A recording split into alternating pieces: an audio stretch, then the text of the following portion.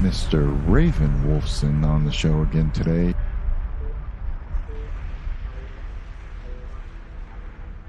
Mr. Hraefn Wulfson. Directly feeds into the Norse cosmogenic myth. I think they're actually tellings of the same story.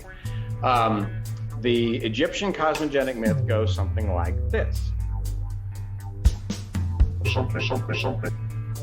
Something like this. And not kind of modern sort of Reformed Catholic. This is Jesuit, we're going to burn you at the stake Catholic. You know, this was Charlemagne inviting 500 Saxon chieftains to a meeting and then butchering them all. I really don't like Charlemagne very much, just so you know. Like this. Just so you know. Organize themselves into an 8-spoked wheel, so that you had the masculine of darkness opposite of the feminine of darkness. You had the masculine of infinity, right, of timelessness, essentially, opposite from the feminine. And when they all crossed in the middle, this mound appeared. Something like this.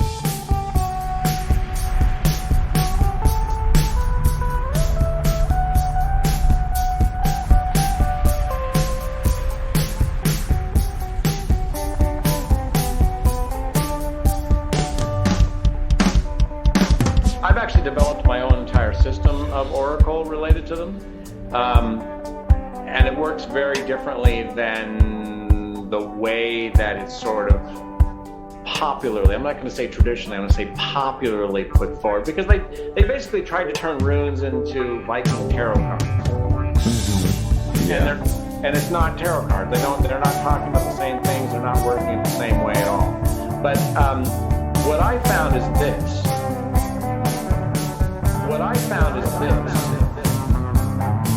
Just so you know.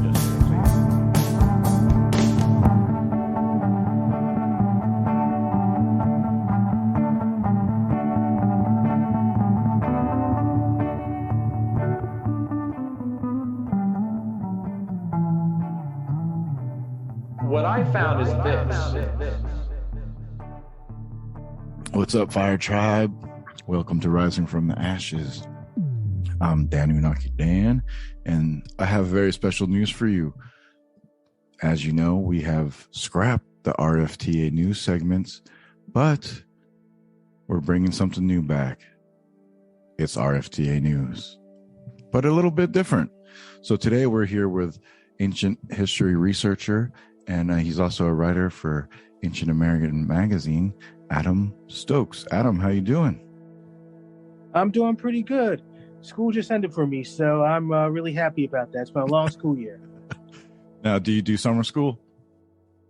No, heck no.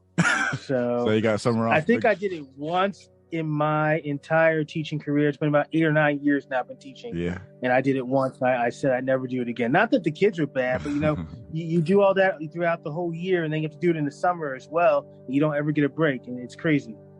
Yeah, you got some summer plans? Well, I'm going to Rome with my wife. We're going to celebrate our 10-year anniversary. In Rome? Saving up for heaven knows to Rome. Yep. Oh, Rome for house. Yeah. Yeah. So we're going to be there for about 10 days. We've been saving up for forever for this trip. I'm a big Roman history buff because I teach Latin. Yeah. And I'm hoping to take lots of pictures and show them off to my students and just immerse myself completely in ancient Rome. Oh, that's so good, dude. Enjoy it. Enjoy every second while you're there, man. I hope so. I'm looking forward to it. That's so awesome. I'm jealous. So what you got for us today, Adam? All right. Well, this is an article that I wrote about a year and a half ago, about this trip that I took to Kentucky. This was for a church conference. I think I told you this. I'm an elder in the Elijah Methodist Church, small Restoration Latter-day Saint denomination. And while I was there at the church conference, right down the street from our hotel was an Adena mound, which was the property of the University of Kentucky. And I don't know how well you can see it, but I have a picture here of the mound. I couldn't actually go on the property because it's private property and they would arrest me, but I was able to take some good pictures. Now, the thing I want to point out is that there are different types of mounds. I talk about mounds all the time, and you might get the impression that they're all the same, but they're different mounds. They're effigy mounds, mounds made in the form of animals like serpents or birds. They're burial mounds. We find these remains of these giant creatures that I like to talk about. And then this is a platform mound, so a straight up flat mound. It's actually not one mound, but it's two mounds. So you have a big mound, and then you have a smaller mound next to it. And then parallel to that, you have an arroyo or a river, but the river by this time was dried up. But many hundreds of years ago, a long time ago in a galaxy far, far away, there was a flowing river that was there. And then you had these two mounds next to it. And I thought it was fascinating.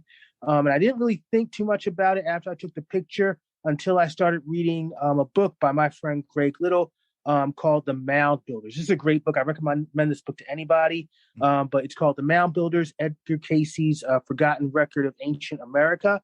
And he talks a lot about the spiritual symbolism and the spiritual function of many of these mounds. And he noticed something that was really interesting. I mentioned it on the show before, but this idea that life and death, the realm of the living and the realm of the dead are basically continuous. They're not completely separate spheres from each other, but one merges into the other and vice versa.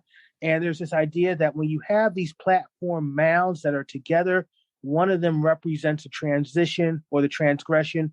Not the transgression, that's a theological term, but I guess, what's the word I'm looking for? Transmigration of the soul from the realm of the living to the dead, or vice versa, from the realm of spirits into the realm of the living, which was very, very fascinating to me. So this Adena mound seemed to kind of tie into what Dr. Little was saying there.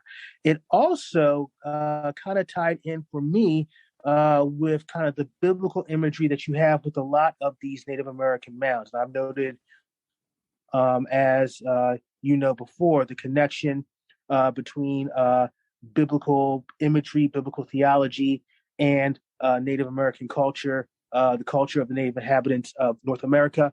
And you have two scriptural texts. One is in the book of Revelations, which talks about the river of life and going towards that river and obtaining life through drinking this water. So I found, tying that into the Adena mound, I found that really similar to the structure of the mound that you have in Kentucky, with the big platform mound, little platform mound, and then the river running next to it. And you have a similar imagery in the Book of Mormon, Latter-day Saint text, where this prophet Lehi sees a vision of this river, and next to the river is this rod of iron, which leads to eternal life. So there's some biblical imagery that seem to correspond to what we have with this Kentucky mound. But a really fascinating mound.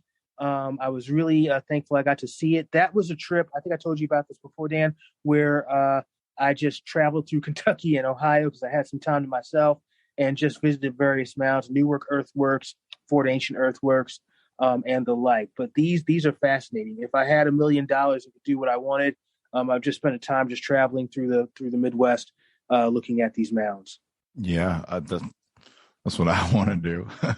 I once heard of like this idea of the spiritual realm and the earthly realm almost as like an hourglass, and that up above is like the sand falling from the spiritual realm, and then we're down here in the physical realm, and so it's more denser up here, and we're unable to have that connection. But once the time starts to go into the other side, your connection starts to broaden because the sands are kind of leveling out or emptying out, and then you're able to reach that other spiritual realm.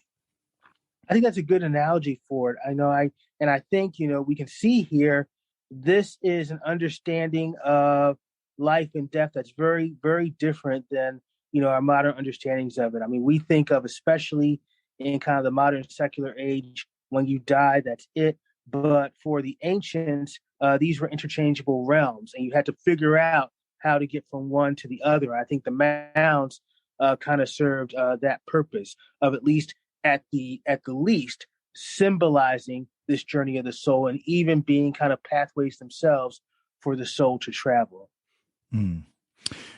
Another thing is, we often make fun of people for believing that the pyramids were burial mounds, but it seems like the mounds themselves, which are in some ways kind of like a pyramid, similar properties, they do find bones and stuff underneath these mounds. So it seems really weird that maybe, do you think the pyramids were something different then? I've always gone with the view, and some of my friends, Steve Myers, would hit me on the back of the head for saying this. I've always kind of gone with the view that the Egyptian pyramids were burial sites, but I also think, and this is the big but here, I think that they were a lot more than that. I think that they were operating under the same in the same way that we see these Native American mounds.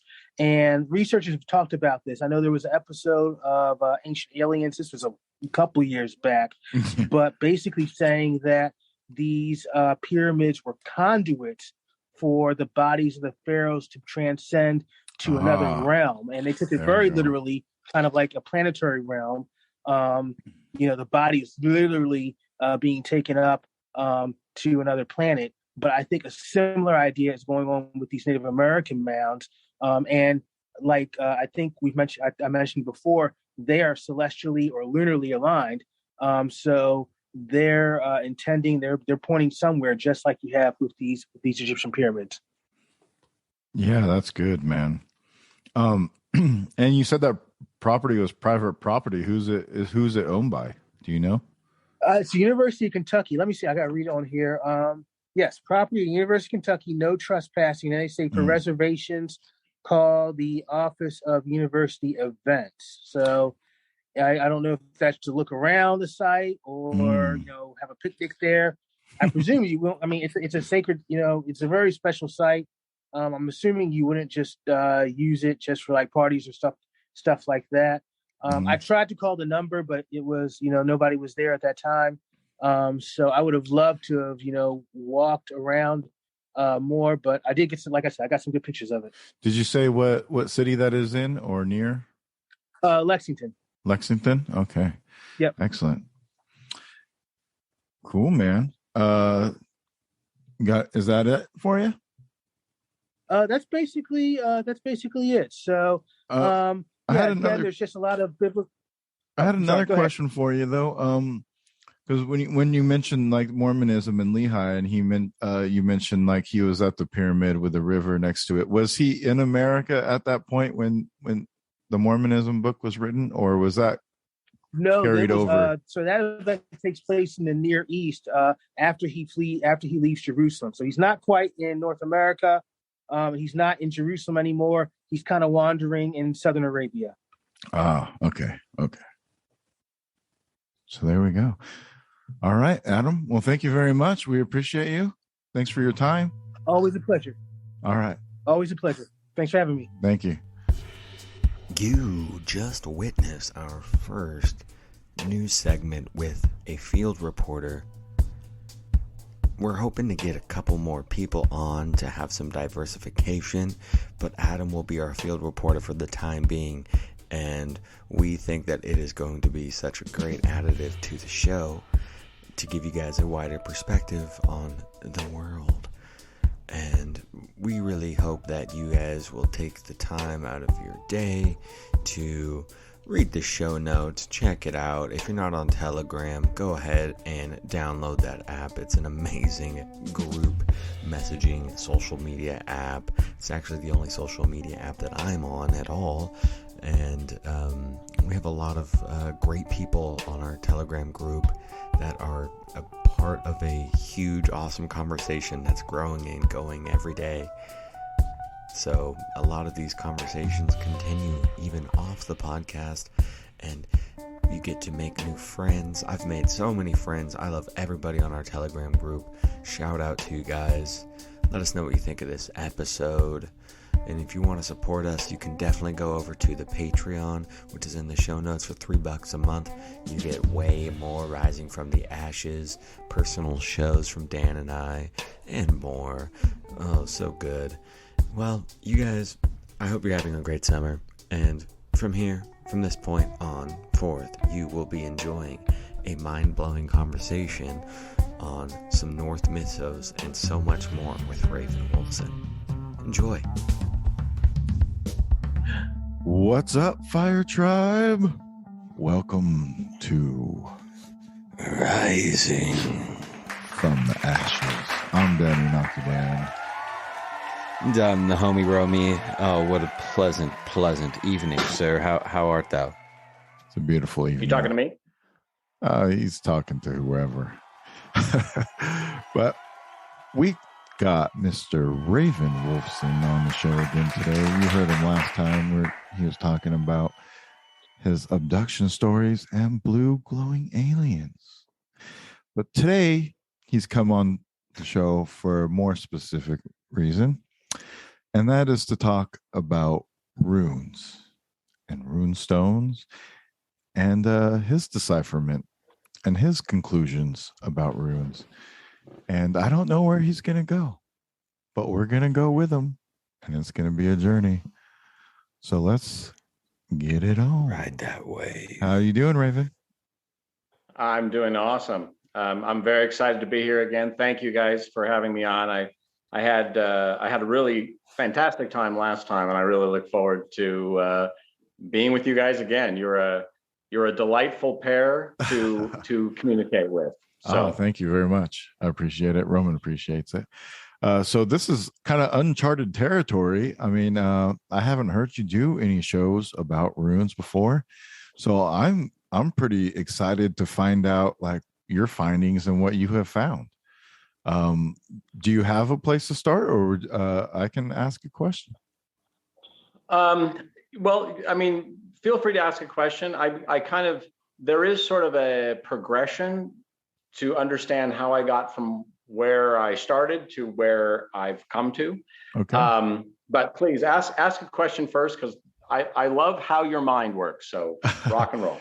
Well, first I would say, a lot of people think that rune stones only go back to the early AD period of the Viking Age. And I've heard people try to defend that, and I've heard people rebuke that claim. I've seen stuff go back as far as early as the BC era. Do you have any further information about the dating? Well, so where I can start with that, according to scholars, the oldest runic inscription is actually from 200 AD, and it's on a stone that was found in Denmark.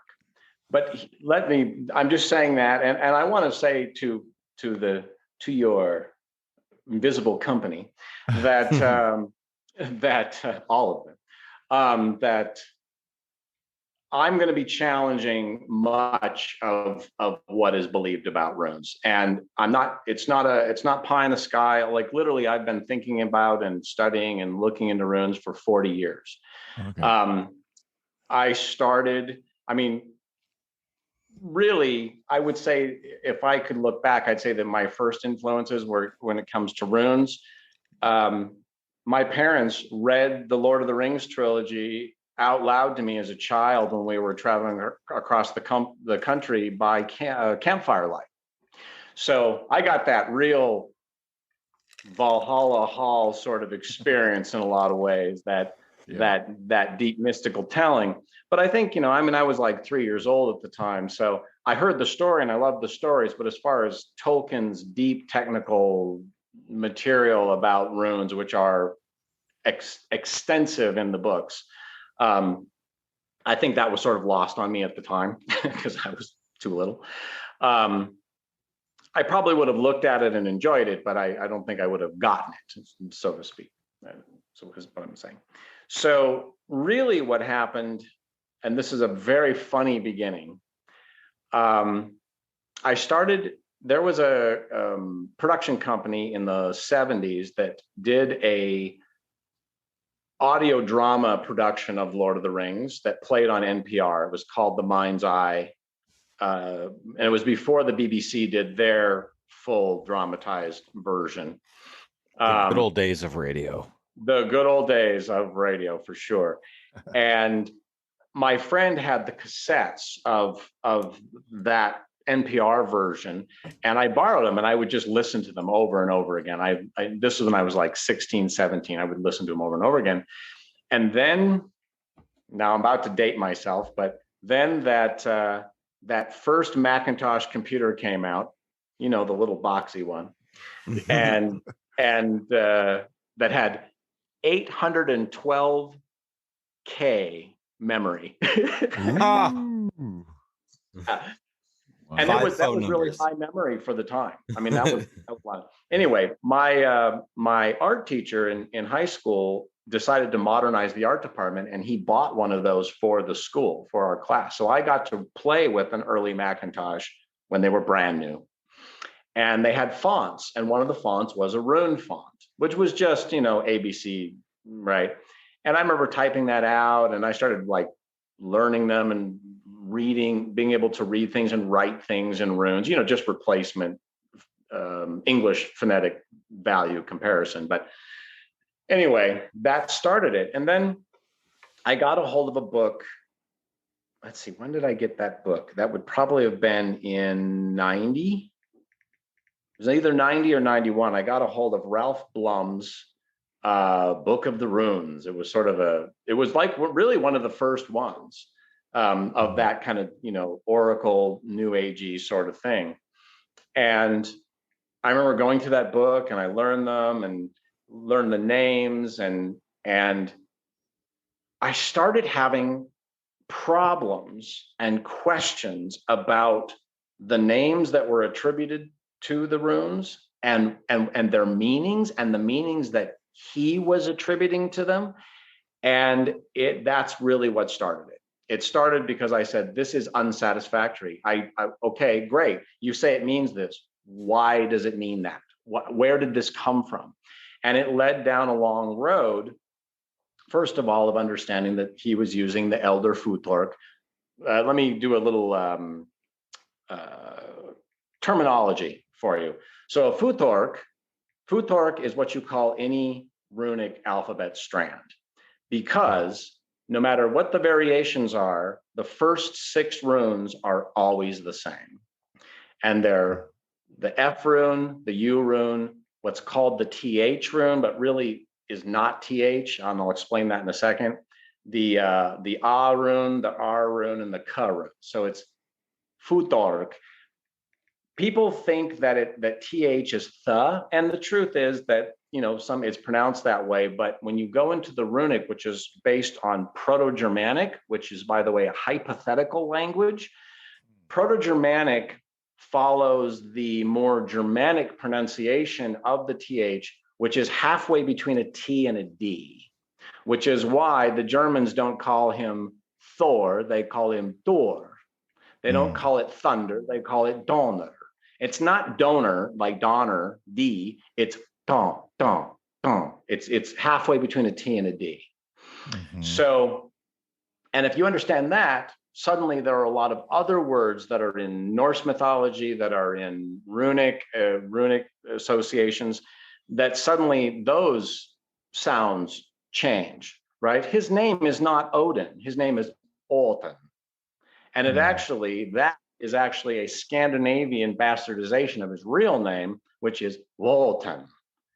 And it's spelled Wotan, which would be his true name.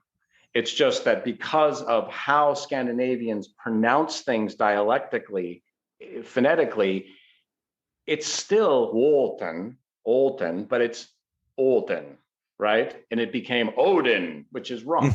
Yeah. And his name is, and his name is not Thor. His name is Thor. Kind of right? like all father and all fada. It's all water, all in water. Water. Yeah. Can I jump in here just because before we get too far off from where you started this wonderful story? Because Dan said, Romans always got to make it a cult and things like that. You brought up the Macintosh computer, and we're talking about Speaking northern of cults, roots. And speaking of northern roots, Macintosh is from a Scottish name. It's a Scottish family. Sure. It comes from Scotland, and it comes from the Gaelic language, and it's a long lineage of family name. And Bill Gates has some Scottish blood in him, and because so he drank it. exactly. They absolutely, as well, with semen and adrenochrome. Yes. But I just thought that was kind of a fun little tie there. There's northern roots to the Macintosh story, and maybe I'm wondering if that's kind of why they put runes in there. But side tangent for later. But I just wanted to plug it out there and sure, because you brought it up, the Mackie. Anytime you want to bash on Bill Gates, I'm right there with you. Exactly, but kind of like this. So anyway, my path then led deeper and deeper and deeper, and then I started running into. Well, okay, let me talk about Proto-Germanic for a second. So people look at these, especially the Elter Futork, and they look at that, which is sometimes called the Germanic Futork. It is actually what the Germanic rune poem is based on. And the one thing, I just want to make a comment about that. Everything we know about the runes it's very minimal. The truth is the source material is very, very minimal. We have 3 known runic poems, and we have multiple strands. Now, I want to comment on this. The rune strands have varied over time.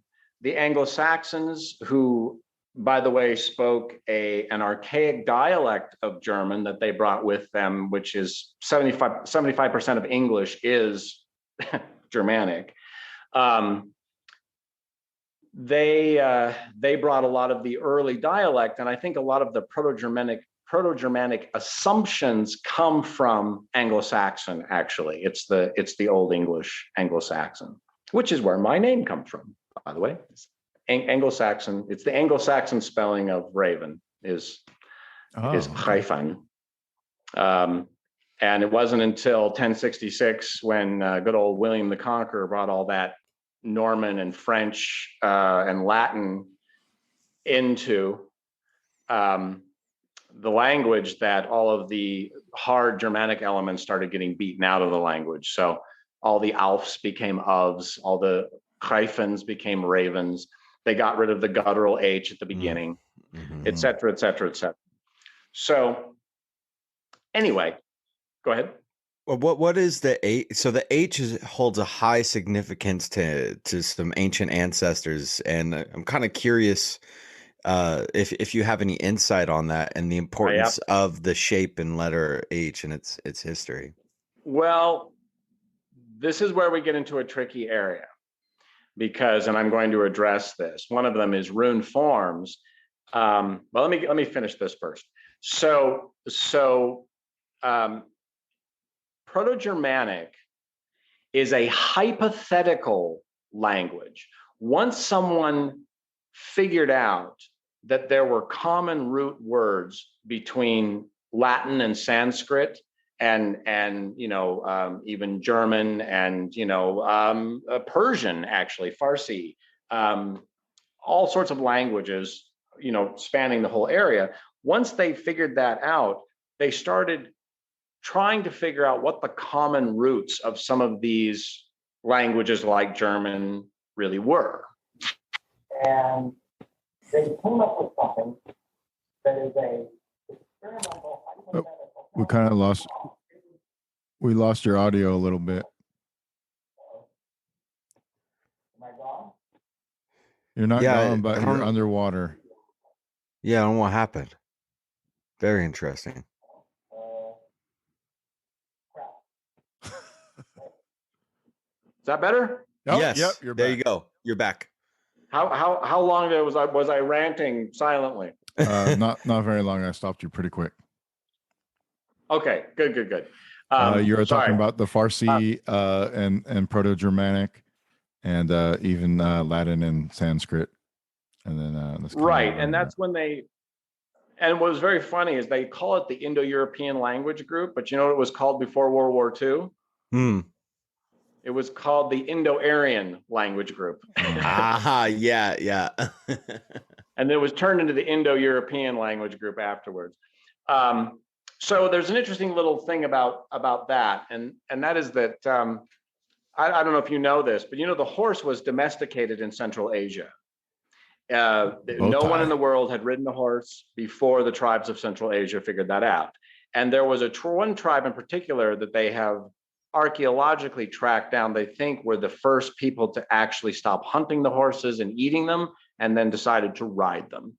Well, they did this in a very small, isolated way. And then there was another group that showed up that said, hey, that's a style and plan. We're going to take that one on. And we're pretty sure they wiped that other group out and then took over the horses. And they became a fully mobile civilization, essentially, that rode back and forth. They encountered culture after culture after culture. They brought them in. So it was probably a relatively multi-ethnic sort of group. You know, they do say that Genghis Khan had blue eyes. I don't know if you've ever heard that before. And red hair. And red hair.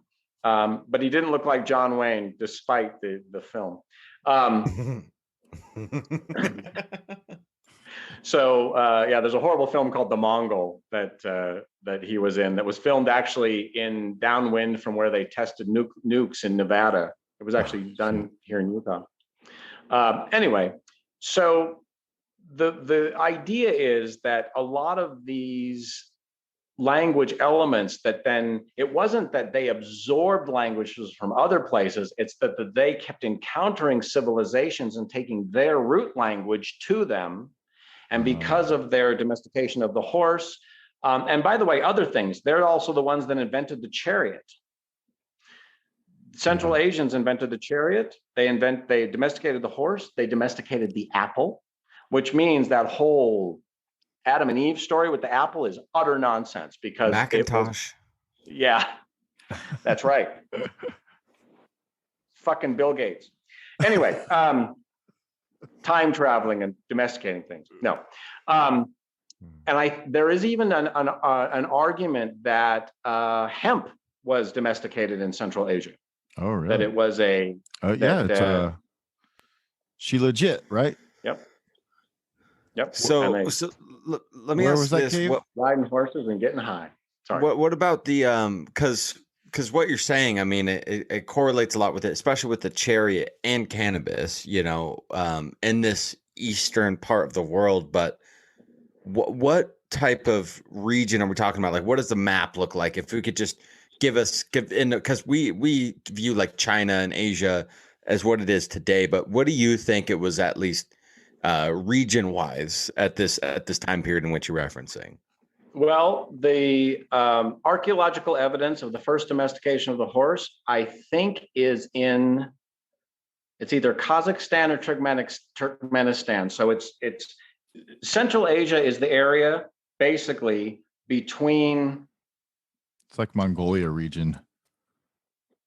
Only Mongolia is like a tiny part of it. It's actually from the roots of the western mountains of China all the way over to the mountainous regions of Slovakia, Moldavia, that area, up through the Ukraine, potentially up even into Poland, Belarus, all of Russia, the Transcaucasus, so Azerbaijan and Georgia, that whole area, basically everything north of, between, and east of the Caspian and the Black Sea, right? I mean, it's a huge area. And the thing about it that's interesting is that It's basically, I mean, they're like, you do have the what are they called, the Altai mountains. There are a few mountain chains, but for the most part, it is flat. It is just a giant flat plain, which is why the winters suck. One of my main reasons for asking that is just because a lot of the things I'm like intuitively just getting visions in my head about the picture that you're painting here.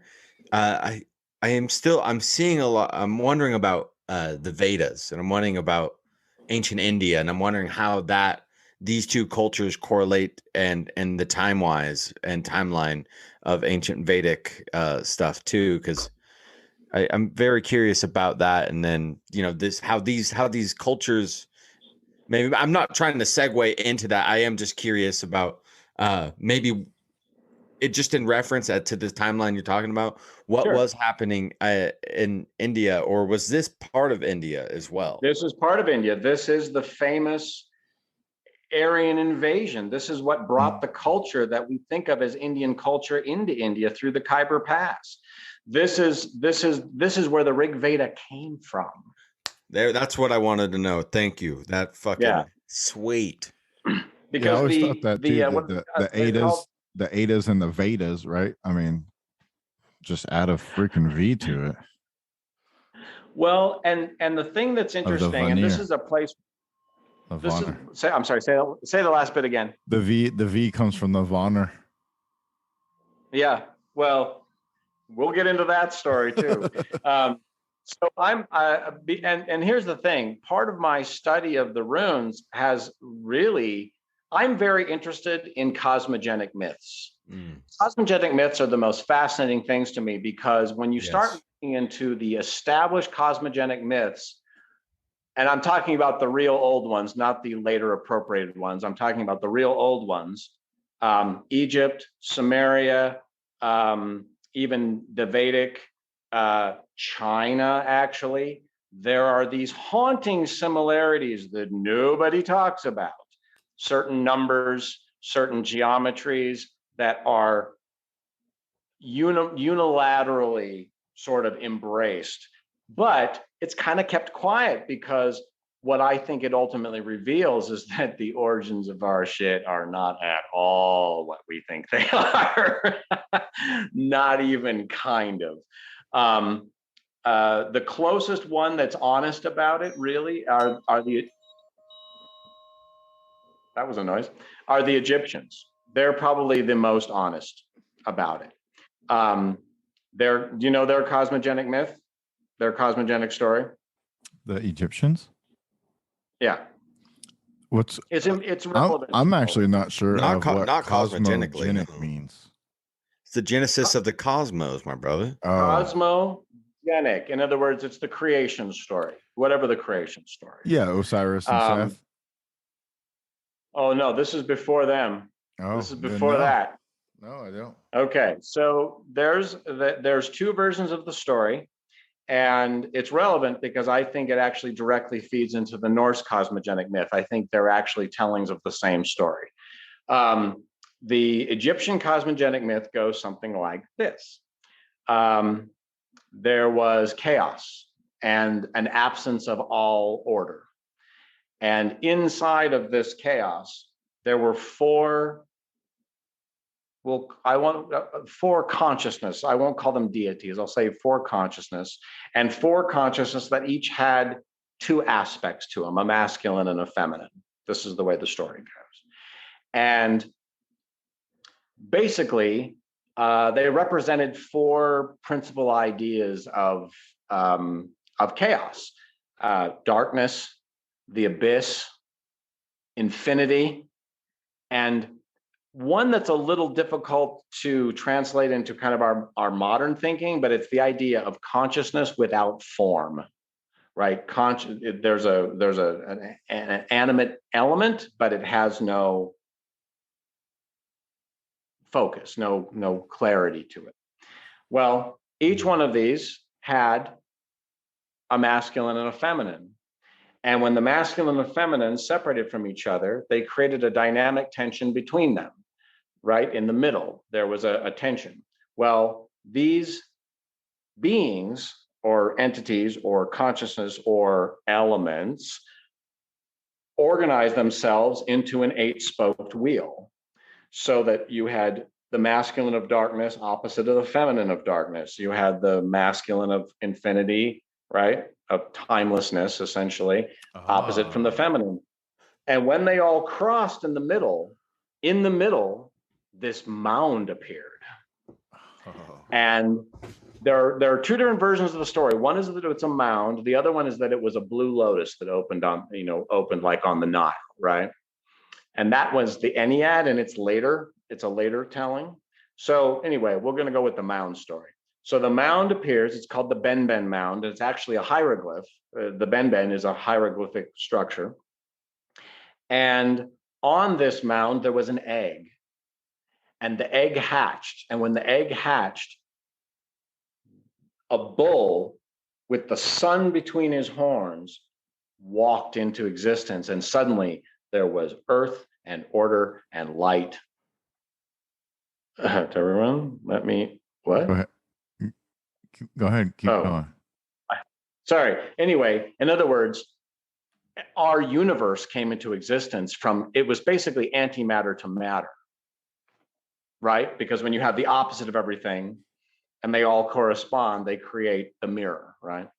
So the difference being that, wow, it's getting exciting. Are we still on? Yes. Yeah, yes, no, yes. this Keep is talking. just kind of what you're talking about, a visual of I got you. Right. Yeah, you got the feminine with the lines and the masculine with the knot, and this is from ancient Asia, and with a mirror or a mound in the middle there. Right. Well, that's and the thing that I would argue is that yes, because that right there is the structure. It's the basic structure of Feng Shui. It's also the structure of the I Ching.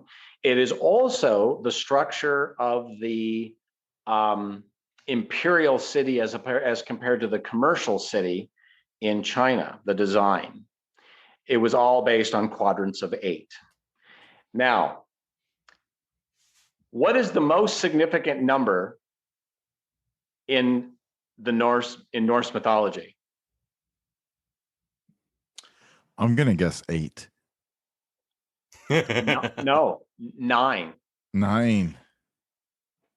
There were 9 worlds. Odin hung from the tree for 9 nights and 9 days, and came up and birthed 9 spells.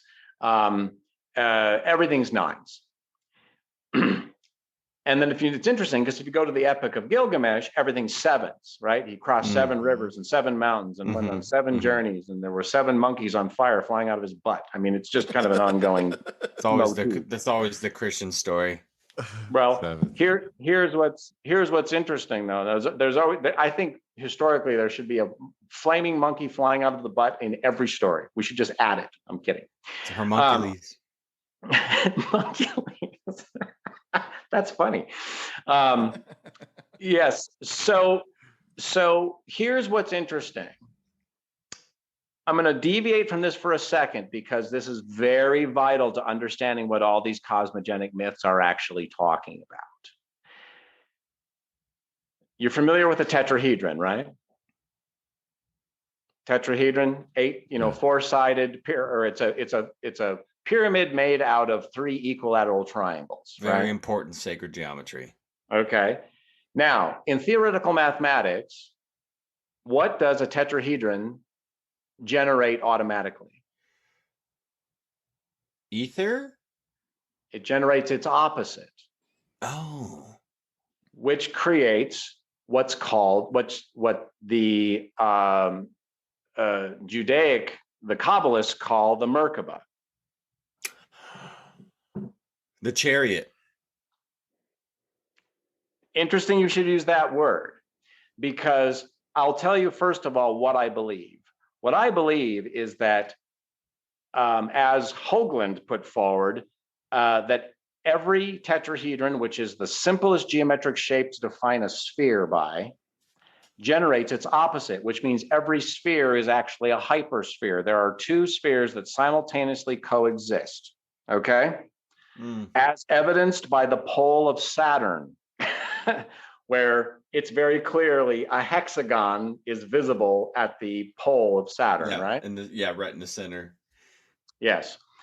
Which, by the way, is going the opposite direction from the direction the planet is turning.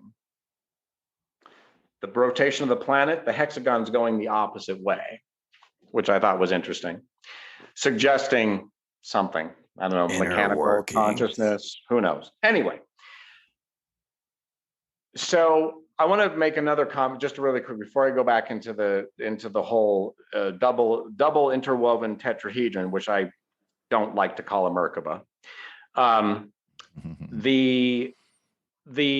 Because the problem I have is that so much has been appropriated and absorbed by Judaism that is not theirs. It's not theirs. It's Egyptian, it's Sumerian, it's cultures that came before them that they just renamed everything and said it was theirs.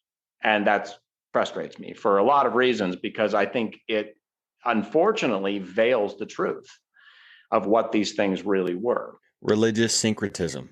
Yes. Well, the thing is that if you look at this structure of 8 that we're looking at, right?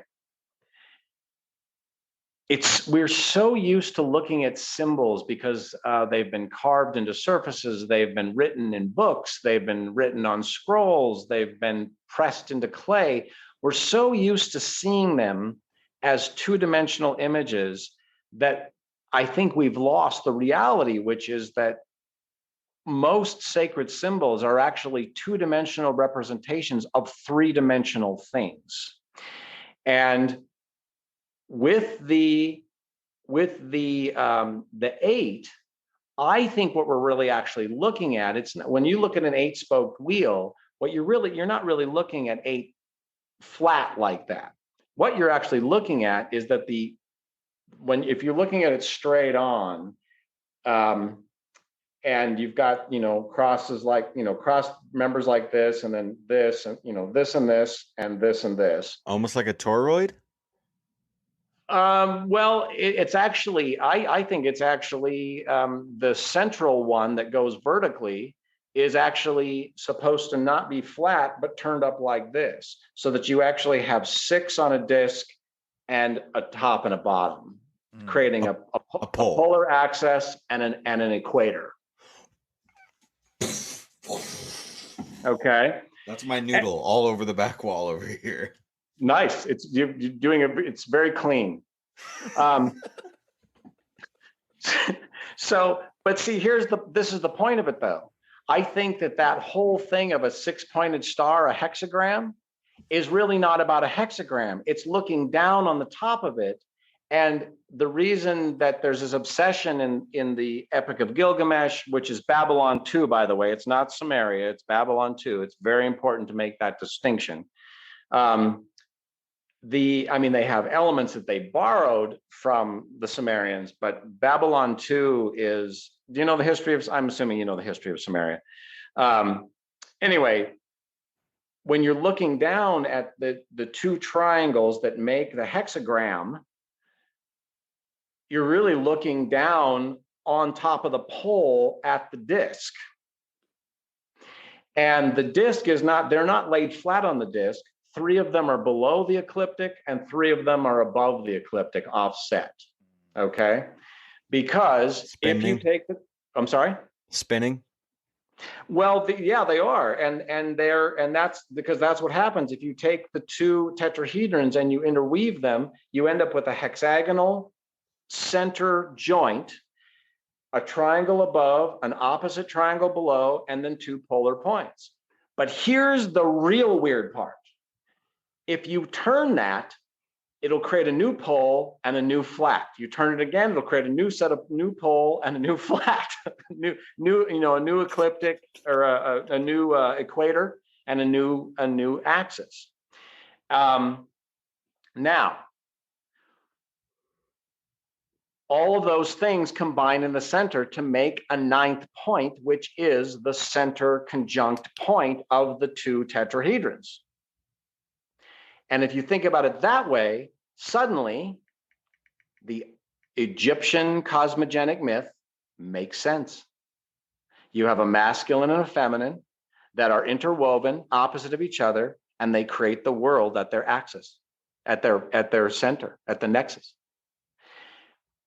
I think that what all the cosmogenic stories are actually telling, the story that they're actually telling, is we understand that everything that we know that physically exists doesn't actually physically exist. It is essentially a hologram that is created by the tension of these two opposites.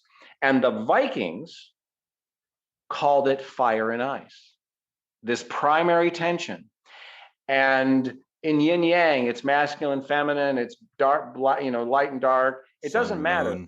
This exactly. Well, yes, but that's a little different. But the polarity element, which is why we have, binary. Think about it. It's burnt into our entire psyche. We created the binary language. We think in terms of polarities, of opposites. And the thing is, though, I don't think it's real. I think all of these other things, masculine, feminine, dark and light, moon and sun, on and on and on, are just metaphors for what it's really talking about, which is the two states of energy, static and kinetic. It's really static and kinetic, energy at rest, energy in motion. And I know we tend to think of that like this. We go, yes, here's the static and here's the kinetic and here's the tension point between them. I don't think it's really like that. I think what it is there's a static core. Well, maybe it goes back and forth, but there's a core and a shell like a hydrogen atom. There's a proton and an electron shield, right? There's a nucleus of a cell and a membrane.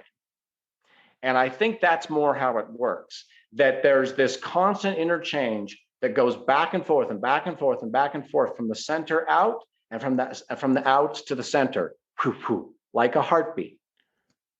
But it happens constantly. And I think that all of these things have been talking about and describing that. So and you're like going, okay, that's really cool. What the fuck does that got to do with runes? Okay. So, well, can I try to ask you about this visual here, like just to bring it to a human-centric point of view? Like when you talk about to an alien point of view, okay. Well, just for people listening to talk about this type of energy that these cosmogenesis stories paint such vivid imagery, right? They go into deep detail of these cosmic stories, but something that we might be able to relate to with the static energy could be this etherical conscious energy, and maybe the stationary energy is like the physical Earth itself. And are we the poles in between as they counter rotate and spin? Are we the poles connecting that and those shapes there? Does that make sense? Because that's kind of the visual I was getting as you were explaining that. Well, yes, I think that what we're talking about is there is a dramatic tension between these two. See, this is where it gets complicated. And I think that's why they came up with the stories, to be honest with you, is that the stories and the parables and the metaphors can make it easier to understand than the reality of what we're talking about, because it's actually high quantum physics that we're talking about, because it's true at the micro and it's true at the macro. We have this interaction and this energy, all this energy interaction, where we see things transmute into other things. We see light. It's interesting. Light actually follows this rule. It moves as waves and as particles. It's right there. There is the particle is like the static, the wave is like the kinetic. And they're both moving, but they're sort of opposite forms of the same literal thing that's behaving in two very different ways. So now just follow me. You see my basic premise, though. They've got the tetrahedrons, and that's the 8, because you realize there are 8 points on the outside of that. If you have 2 tetrahedrons, there are 8 points and a 9th point in the center. Now, let's talk about Norse mythology a little bit, because I'm about to change your perception of Norse mythology forever. So I'm assuming you're aware of a horse that Odin rides, right? Sleipnir. Yep, Sleipnir. Is it a Merkaba? Now describe to me Odin's horse. 8 legs. Mm-hmm. And what happens if you ride Odin's horse? You go What are you super capable of if fast. you ride? And Travel dimensions. you can visit all 9 worlds. Ah. Each leg is An the extension. saddle is, and then here's the thing: in the 9 worlds. Oh, okay. Let me get into that for just a second, because this was the biggie. This was the one that finally made me go, "Oh my fucking god!" And forgive my profanity, but when I get excited, I tend to say "fuck." Anyway, Go ahead. Feel free. Fucking fuck. I hope that's okay. Okay, so I was looking. Do you know what the Helm of Awe is? The Helm of Awe, right, is the 8-spoked wheel with the little cups on the ends, and then 3 lines, and then a circle in the middle, right? Uh-huh. Well, I was looking at that, and I studied that. I looked into it, and they don't know where that symbol came from. There is no known origin of that symbol. How do you spell this symbol? Just the Helm of Awe. Is it? But So it you think the has 3 a, lines and the dots are like the particle form and the wave form, and the 8? No. Okay. I'll take you through it real quick. I'm going to take you through it. Okay.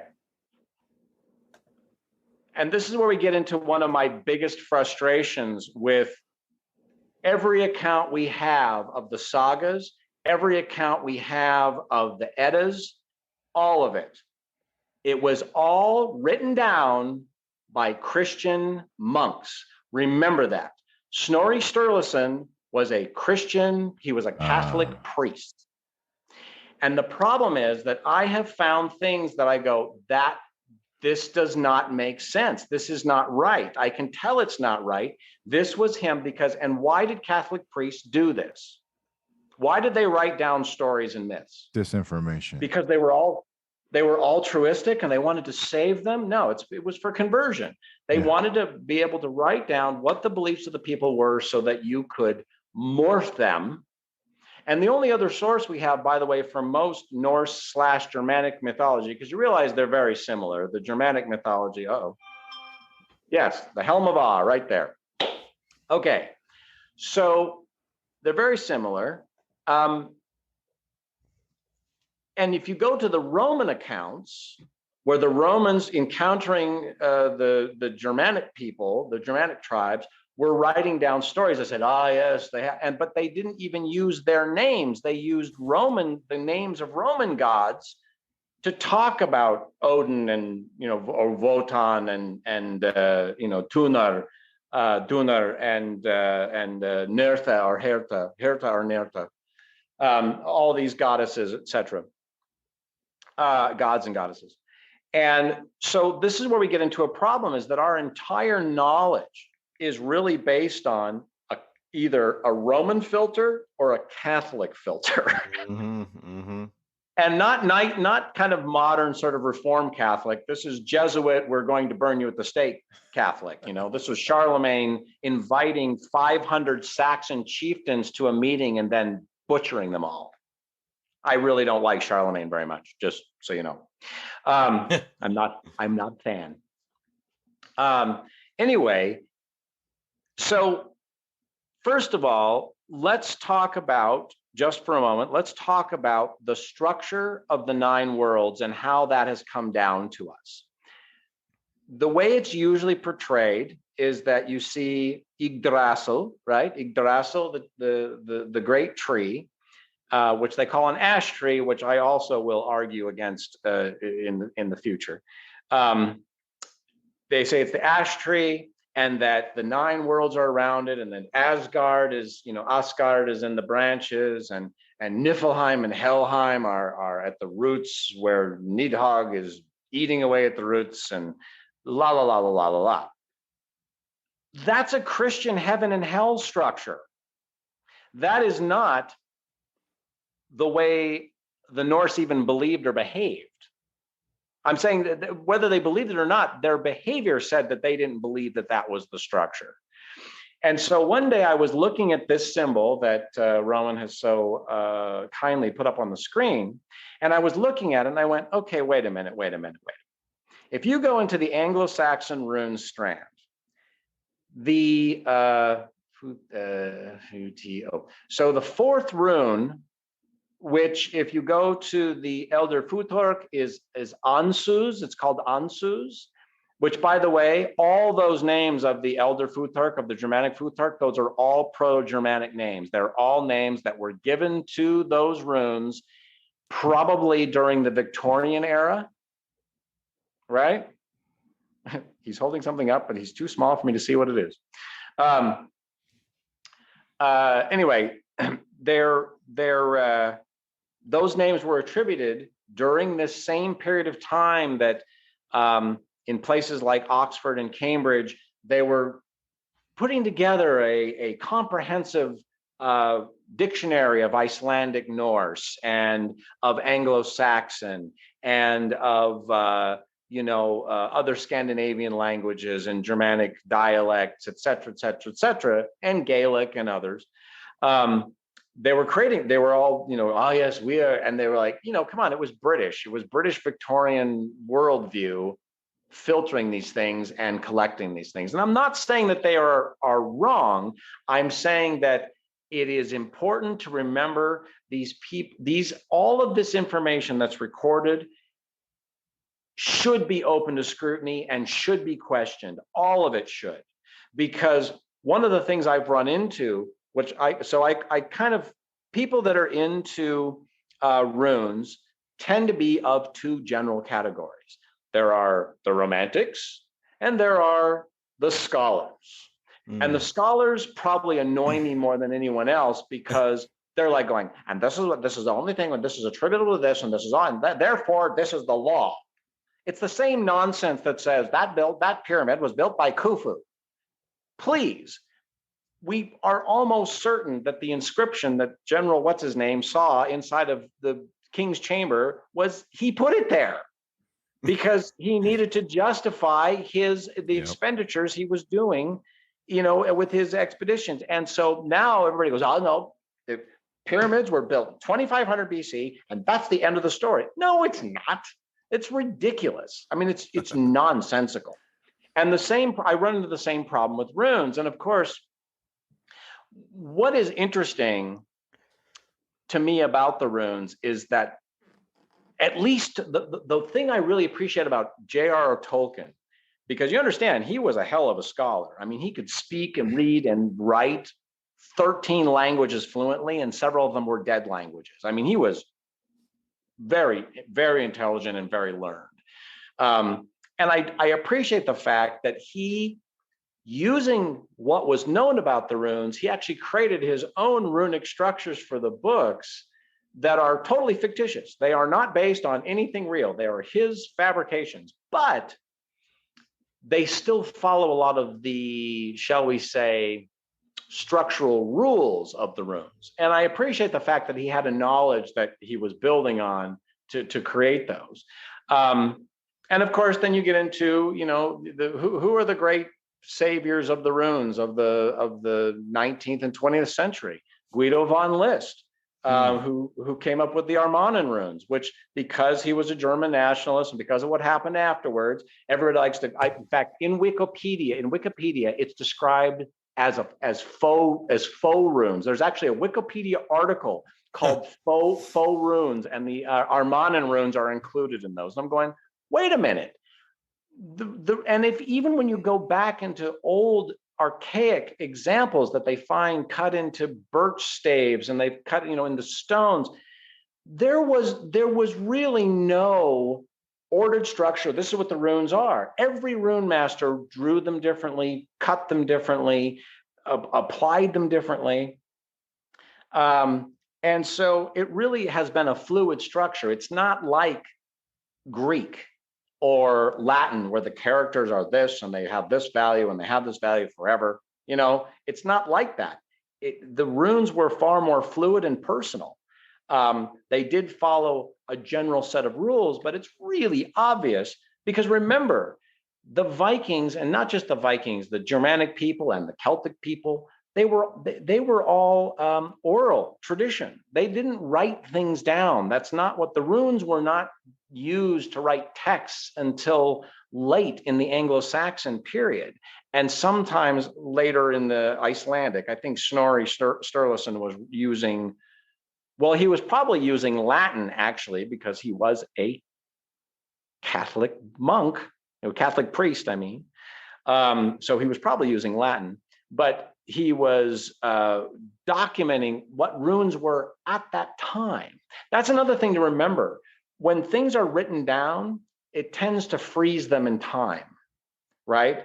So all the history and evolution and dialects and difference up to the point when it was written down and put in a book or in an illuminated manuscript or, carved into stone, that becomes the thing that is forever, which is nonsense. Like, we know it's nonsense. How many slang words have come up just in our lifetimes in English? Tons. Right? How much slang, right? So the point of that whole deviation is that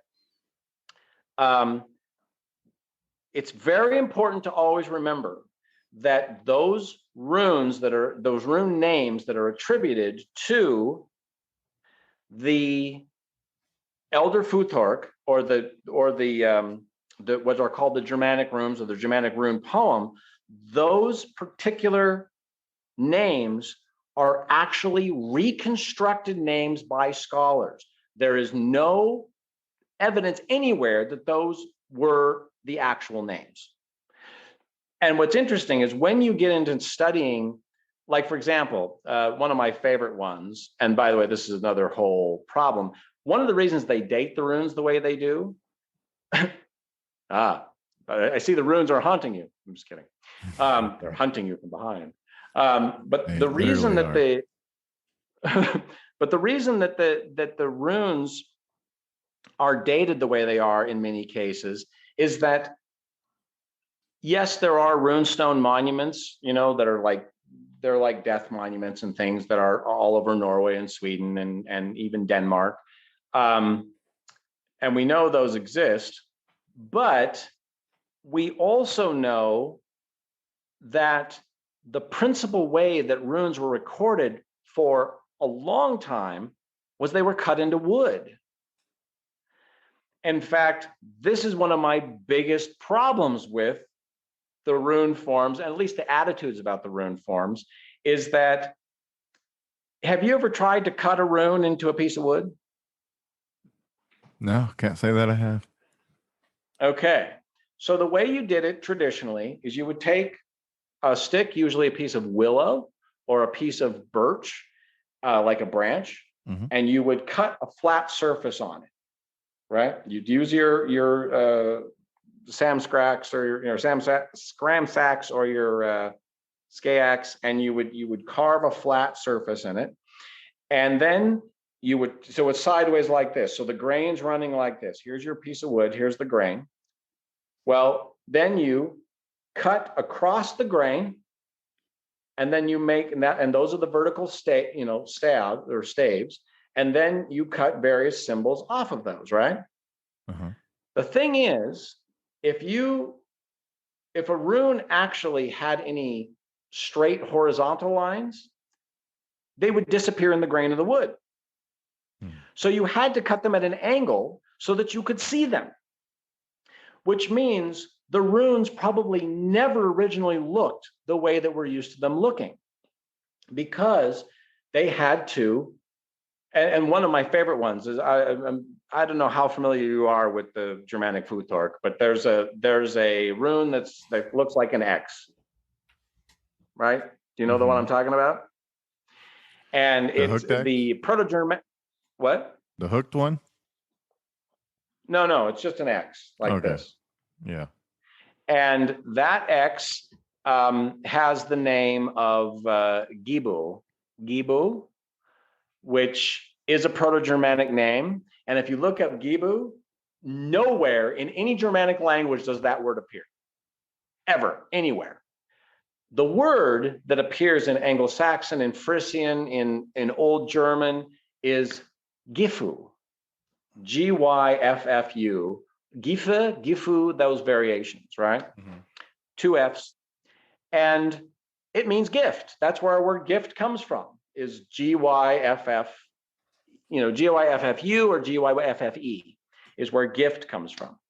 Well, when these scholars were studying the runes back a long time ago, in the Victorian era, they saw this and they immediately said, well, it looks an awful lot like the Roman X.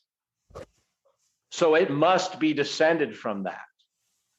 Those are the leaps they made about most of the runes, is they were always trying to compare them to Etruscan, to Greek, to Latin. Anything that they knew, as opposed to bringing it on an esoteric level where they would have to dig or find more, or or maybe that was the story that they would tell, and maybe there was a deeper knowing of it too, just so they could suppress the real information, or if they were creating ciphers or something like that. Well, see, I think what it is that they didn't take into account that the rune form had been skewed, because in order to cut a cross into wood that's an equilateral cross, like a Maltese cross, you have to go like this. It's the only way you can do it. I don't think that rune was an X at all. I think it was a cross. And what an equilateral cross, I believe that an equilateral cross represents an axis and an equator. Mm-hmm. It is a two-dimensional representation of a three-dimensional thing. Now, that right there is the basic construct of the two tetrahedrons. You have the equator and you have the axis, right? Mm-hmm. Now that ties into the alchemical symbol of the planetary symbol of the Earth. You have the ball and the cross on top, and that's kind of what you're saying there. It's beautiful. Well, and what does that rune name mean? Earth. Gift. The gift of life, gift of earth, the gift of existence, the gift of creation, the gift of the world. That's what that fucking rune is talking about. It has nothing to do with the Roman fucking X. It drives me up the wall. Anyway, and it's just these because, and I want to deviate for just a second to talk about the history of archaeology, because it is so important to understand how the history of archaeology fits into this problem. You mean mainstream modernized archaeology in the sense of like institutionalized archaeology, or? I mean all of it. So archaeology as we know it arose in the mid 1700s, roughly mid to late 1700s, as a hobby. It wasn't a science. It was a very Indiana Jonesy kind of thing. They said, "Oh, look, stuff. Isn't this fun? Look, we can steal it. Look, it's gold." It was that kind of a approach. But there were people who were asking legitimate questions, because there was all this stuff that made no sense. But you have to keep in mind that in Europe, which is where it started, in Europe, during this period of time, we were still in the part of history where biblical history was considered to be history, right? Mm-hmm. The Old Testament and Genesis in particular, that wasn't metaphor, that wasn't parable, that was historical fact. And the problem is this is the foundation that archaeology was built on, was this fundamental belief in the Bible. Mm-hmm. Now, there were people that were questioning that and playing with it, but when it came down to it, that was the yardstick. And realized those people also believed that the Earth was 5,000 years old, because of the calculations that one particular reverend, I think, did in the Bible, using the ages of kings and different stuff, and the life of Noah and blah blah blah blah blah, and came up with this 5,300. What was it? 5,000. It was like almost the length of a mile, right? Okay, so even though going forward they started applying the scientific method more and more to the whole process, And eventually they dismissed, the scientists and archaeology kind of dismissed that pseudo-religious, myth, essentially myth of ancient history of creation, etc. They were starting to dismiss it as they went farther and farther into the world and looked at other cultures and went, well, this doesn't make sense. But the reality is, even though they dismissed it, it's kind of like I don't know if you guys have ever known any people who grew up in the LDS or Mormon faith and then later on left. They left and they don't believe in Mormonism anymore, but because they were raised that way, their fundamental roadmap is built still holding on to that material. Trauma-based mind control. Exactly. And I think what happened was archaeology was tainted from the beginning by that original pathway, and that even though they moved on, that pathway was still influencing their ideas, and religion was still influencing their ideas. So even though I don't think that Napoleon Bonaparte, when he went to Egypt, was really buying into that so much. Didn't exist. But they found the Rosetta Stone, right? And that's how they deciphered hieroglyphics and all that. But there was still that cultural influence underneath, right? When you realize, you read Shakespeare, if you've never read the Old Testament, half of Shakespeare doesn't make any sense. Because if you don't understand the Old Testament, you're not going to understand Shakespeare. Oh, hey, the 6 degrees of Francis Bacon, yet again, tying himself into the conversation, and the whole King James version and the King James conundrum of Francis Bacon, needing to rip out that and the whole indoctrination. I have to throw it in when I hear it. I'm sorry, but I completely agree. It's a whole other problem that's part of this. And that gets into the fact, like, I could go into the whole history of the translation of the King James Bible, but I'm not going to do that right now because we're trying to stay focused over here. Okay, so the point is, though, one of the reasons we have the perception and even scholarly academic perception that we have of the runes is because of the hypothetical spread of written language based on Judaic tradition. You realize it's Judaic tradition, because I have a pop quiz trivia question for either of you. What language were the 10 Commandments written in? Hebrew. No, damn it. Moses was raised in the house of the Pharaoh. What fucking language did he speak? Egyptian. They were written in hieroglyphics. That's the only language they would have known. So they're misinterpreted. Totally. In fact, Hebrew is way younger. The Hebrew language is way younger because it didn't even evolve until after Joshua goes into the promised land. There was no Hebrew. That was a late script that developed. Now, the argument goes something like this. You have a whole group of Judaic people that are in Egypt. We know that the Egyptians were mining in the Sinai. We know they were. We know where their mines, we found their mines. They've even found scripts carved in rocks near the mines that are based on, and a lot of people don't realize this, based on the phonetic language, the phonetic character system of the Egyptians. The Egyptians actually created Aleph. Aleph is not Hebrew. Aleph is Egyptian. And in fact, it started out, what it was a cow's head. It was the head of a cow, right? That's what it's always the bull. Always. Ready though? Yeah. That's what the A is. It's an upside down bull's head. Okay. I thought it was a triangle. Because, not a triangle. And it actually isn't even a bull. It's actually a cow. It's Hathor. There's this misinterpretation that came with the patriarchal interpretation of Egyptian myth. If you know about Egyptians, they were really about the goddess in a big way. There was well, because fertility, right? Like fertility, yeah. Isis, Hathor, the ovaries and the egg, yeah. That's right.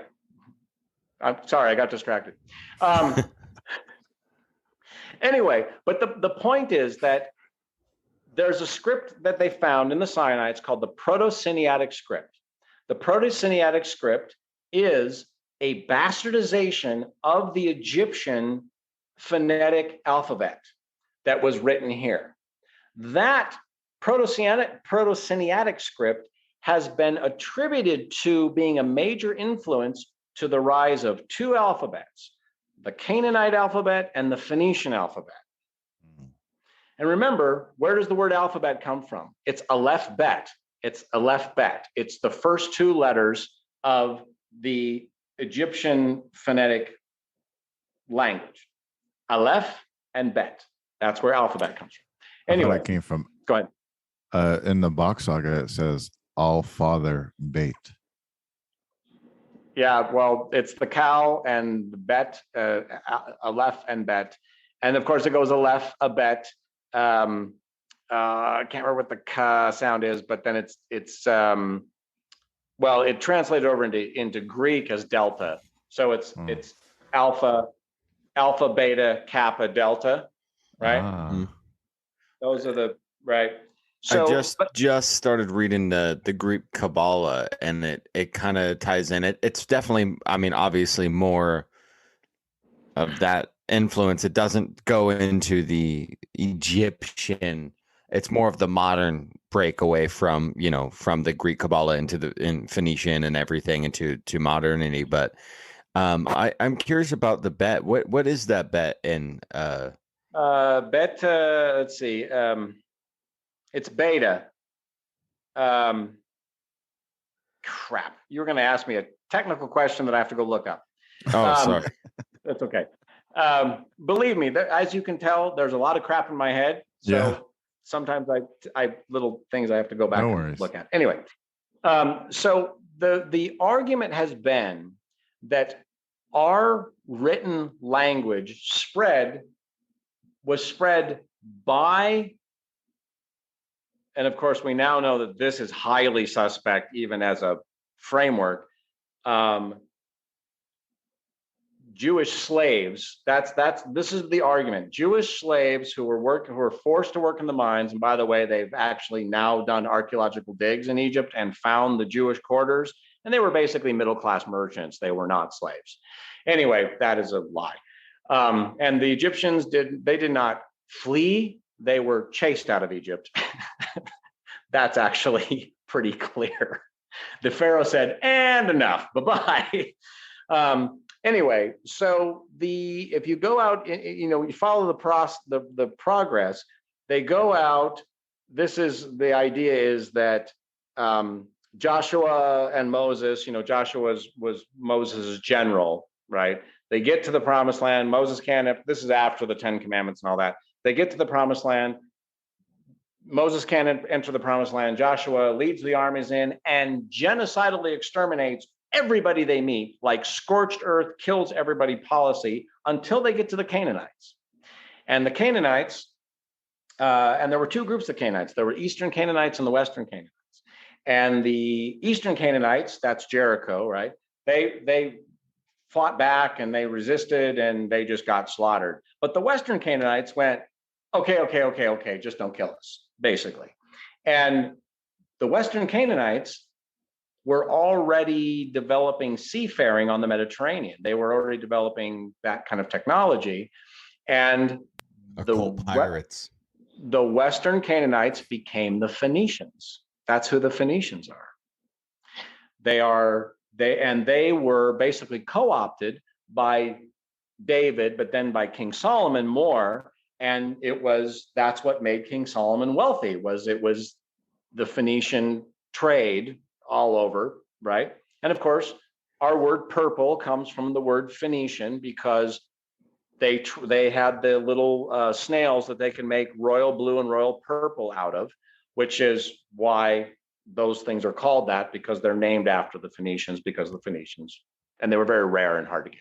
How much of it was trade and how much of it was ravaging and stealing and syncretically coming over and saying, this is ours now, and we like what you have, and we're going to go and give it to our king, the real king? Well, if you think that that Carthage, that was a Phoenician settlement that turned into Carthage. The Carthaginians, North Africa, and what was it? That's Tunisia, right? Where Carthage is.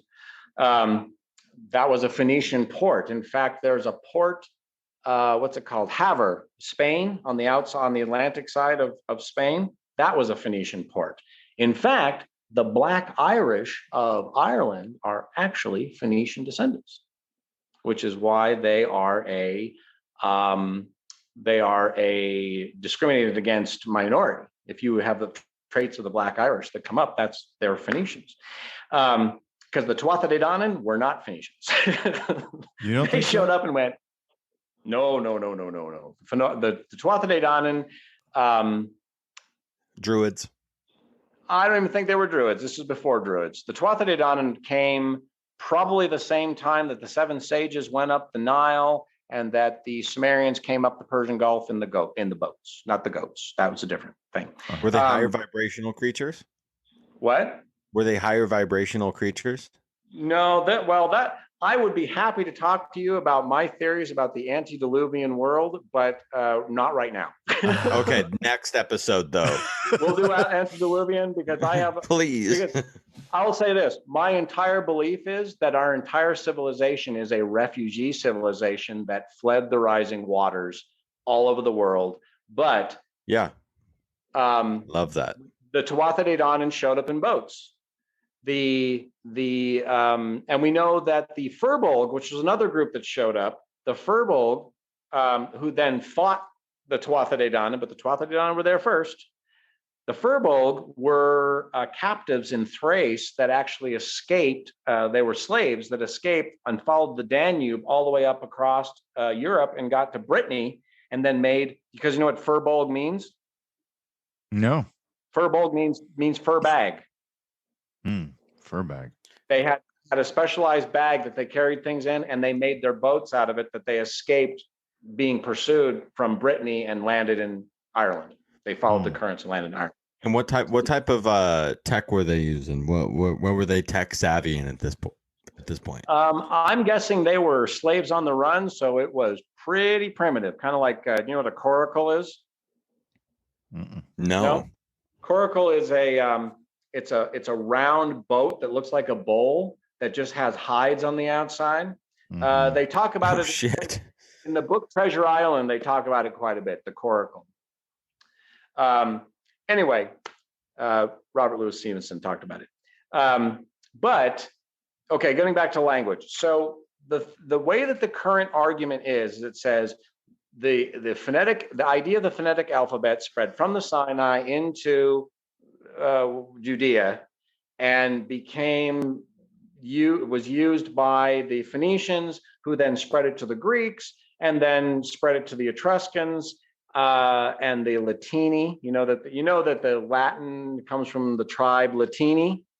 The Latini, one of the tribes that became the Romans later, but they were one of the tribes on the Tiber River that and in the cradle of the Capitoline Hill. This was when they were just, when they were still blonde, before a lot of other things happened. But and a lot of people don't know that. The Romans originally were all blonde-haired, blue-eyed people that through a long period of time of commerce with Egypt and with, Phoenicians and with Etruscans and with everybody else. So they were higher vibrational creatures that came down and tried to succubus everybody. Well, or did they try to who? The Romans? Yeah. Yeah, the Romans were just opportunist fucks. But anyway, I'm not a huge fan of the Romans either, but that's another matter. Bill Gates is he wishes. No, Bill Gates is a minion of Gozer. Anyway, I just said that last night, actually. But the point is that's how they say the language spread. The problem is we know that the Egyptians already had seafaring boats during this whole time, and they were already trading with Greek. And if you follow that line of thinking, it says that, do you know what linear A and linear B are? They're the clay discs that they found on the southern end of Greece that had an indecipherable language that they finally realized later on was a primitive version of the Greek language. It took like 100 years for them to figure this out, but they realized it was. So that entire argument of the Phoenician characters influencing the Greek characters is nonsensical, because they already had a system that they were using. They were already speaking a language and they were already writing it down on the what's it called, the Phaistos disk, linear A and linear B. Anyway, what I'm saying is there's at least enough doubt to ask the question, did the Egyptians just spread their own alphabet? Did they land and trade with the Western Canaanites before they were the Phoenicians and brought them the idea of an alphabetic script? Did they bring it to the Proto-Greeks? Did they bring it to Crete, to the Minoans? This written thing. I mean, these are legitimate questions that I think are dismissed. Now, the reason I bring that up is that the reason that structure exists in part is because of what I said about archaeology. The belief was that the Old Testament was, in fact, historical fact, especially Genesis was historical fact. The problem is that means all language has to come from where? It doesn't work if it doesn't come from the Tigris and Euphrates rivers or from the Garden of Eden or whatever. Like, it has to, they were morphing things to fit the model of the Old Testament. And once enough logical leaps have been made to suggest that this hypothetical path had happened, they just accept, even though they dismissed the Genesis, they just kept the hypothetical path. Do you understand what I'm saying? Mm-hmm. Mm-hmm. So what I'm getting at is that then they say, then the argument is that, with the rise of Rome and the rise of Greek and the Etruscans and the Phoenicians, that all this written language idea then spread up by Roman conquest, which sounds an awful lot like Roman arrogance to me, but Roman conquest brought written language, and these poor primitive oral tradition people, the Celts and the Germanic tribes, were just amazed by the Roman brilliance. Sounds a lot like the new Atlantean, situation that we find ourselves in today, where we need to just go and bring capitalism to everywhere else, to these other third world countries, because they need it, and they're so blessed every time we bring them genetically modified mosquitoes because they're battling such severe diseases. You need this. You need this. Actually, what it is they go, we're the World Bank and we're the International Monetary Fund, and we want to own your country and control you. Oh, you have your own decentralized bank that's not part of our system? Oh, I think we're going to do a regime change in Libya because Gaddafi had his own bank that was separate from the rest of the world. He actually controlled the economy of Libya, and it was a prosperous economy. Good Can't for have him. that. No, Can't have that. Absolutely not. Yeah, because no, because because the Rothschilds need to control everything, because that's very important. You don't want to run out of adrenochrome. Anyway,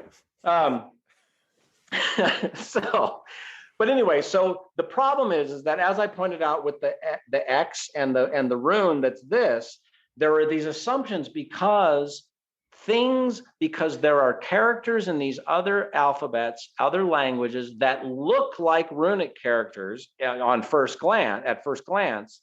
They automatically make the assumption that, well, it has to be descended from that, because we know those people was too primitive.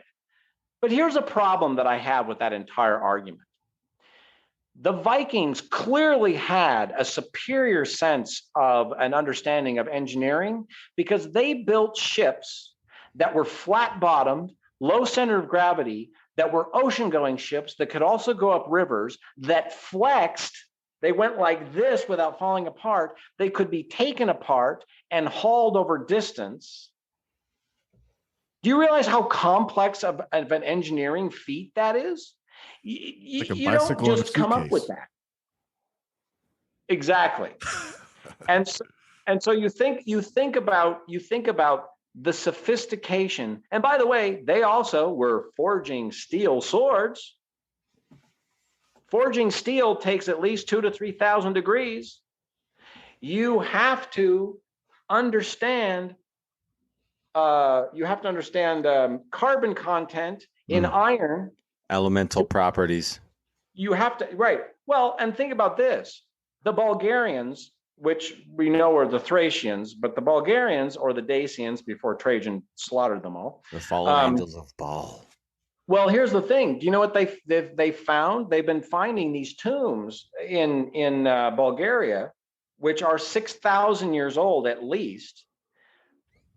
Now, I don't know if you know the significance of this, but I'm going to share it with you. In one of those tombs, they found a dagger that was a platinum alloy blade. Do you know what it takes to even extract platinum in the first place and do anything with it? And it was a platinum alloy. This is like space age technology 6,000 years ago in Bulgaria. And the blade was still sharp. When they pulled it out, it hadn't oxidized. This is incredibly sophisticated metallurgy in a place where supposedly they were beating drums and riding horses and were warlike. And I'm going, well, wait a minute. And by the way, Thor is not part of the Norse. He wasn't originally part of the Norse pantheon. Thor is a transplant from the Thracian mythology. Oh. He's a Thracian transplant. Thoratian. And by the way, all he is a transliteration over time of Enlil. Enlil was a storm god of the Sumerians, right? Who then became Elil, who then during the Abrahamic expansion, they dropped the Lil and it just became El, which became El Shaddai and El. Yahweh is based on a Sumerian storm god. And knowing that, and if you know anything about Enlil, Zeus. Well, Enlil and his behavior, suddenly the Old Testament God makes a lot more sense. He was a vindictive, petty, fuckhead storm god, right? So, and Yahweh was based on El. But anyway, that's a whole other. I love telling devout friends of mine the history of God. Anyway, it's very fun. Anyway, but the point of so the long and the short of it is this. I had this epiphany one day. I was looking at the Helm of Awe, right? Mm-hmm. Yes. I was looking at the Helm of Awe. I was reading what you put up there. I was looking at the Helm of Awe, and I was going, okay, wait a minute. They don't know where this symbol came from, but it clearly is 8 exterior structures with a structure in the center. I mean, they make a point of it. There's a circle drawn in the center. So there's 9. And I looked at it and I went, wait a minute.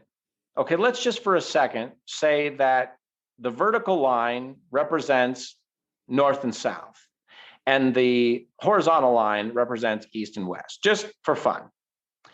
And I looked at that and I went, wait a minute. In the Anglo-Saxon rune strand, the 4th rune is, unlike Ansus, the Proto-Germanic name, is actually called Os. O-S. And what does Os mean? Os means sky. And then I realized all these other Proto-Germanic rune names ended in AZ, Tiwaz, right? Tiwaz, Turasaz, Uraz. And I went, that's not a Z. To do with Azoth or, oh, it's not a Z. Okay, sorry. It's not a Z. It's Os. It means sky. And what does sky mean? It means it differentiates the idea of a thing from the thing. So, for example, a horse on the ground is a horse on the ground. But if you say, which the rune name for horse is Echos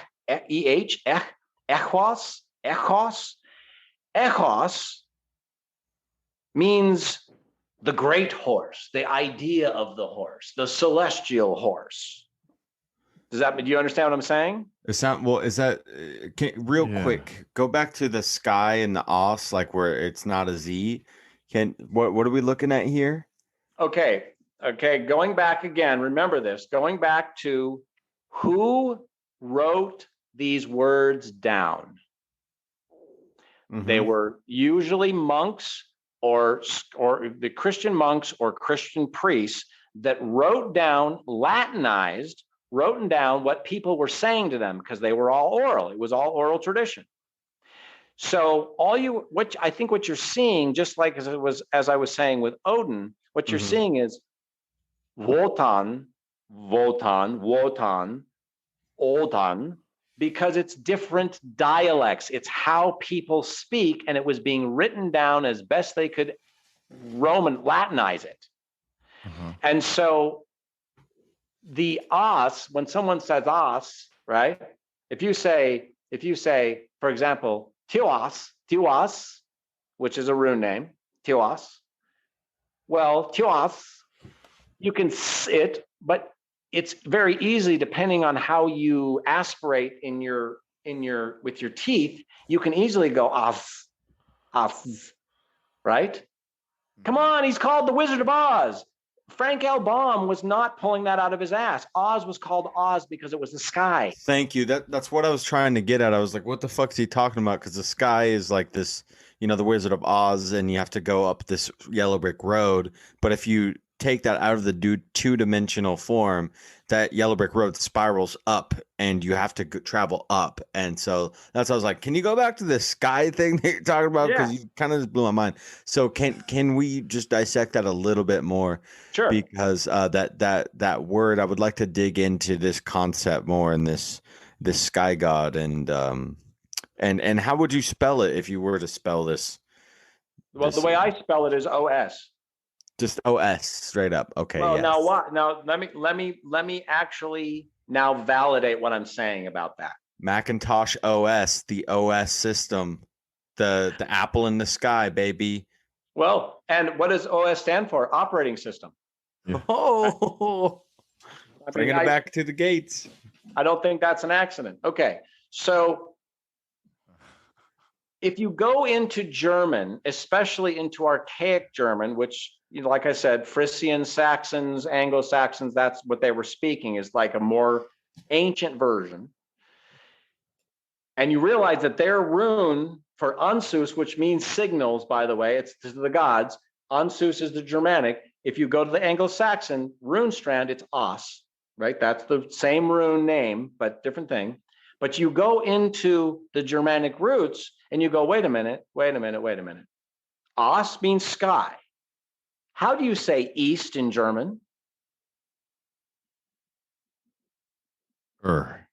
Ost. Ost, right? Okay. Now wait, it gets better.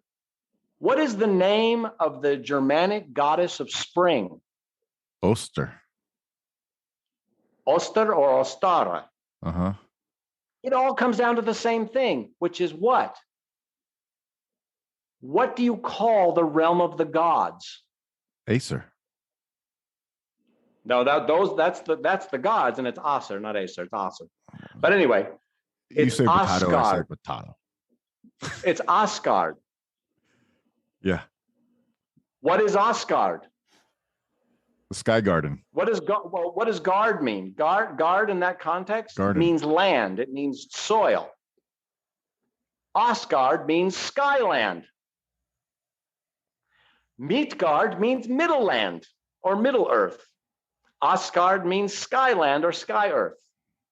Now, I put that all together and I went, wait a minute.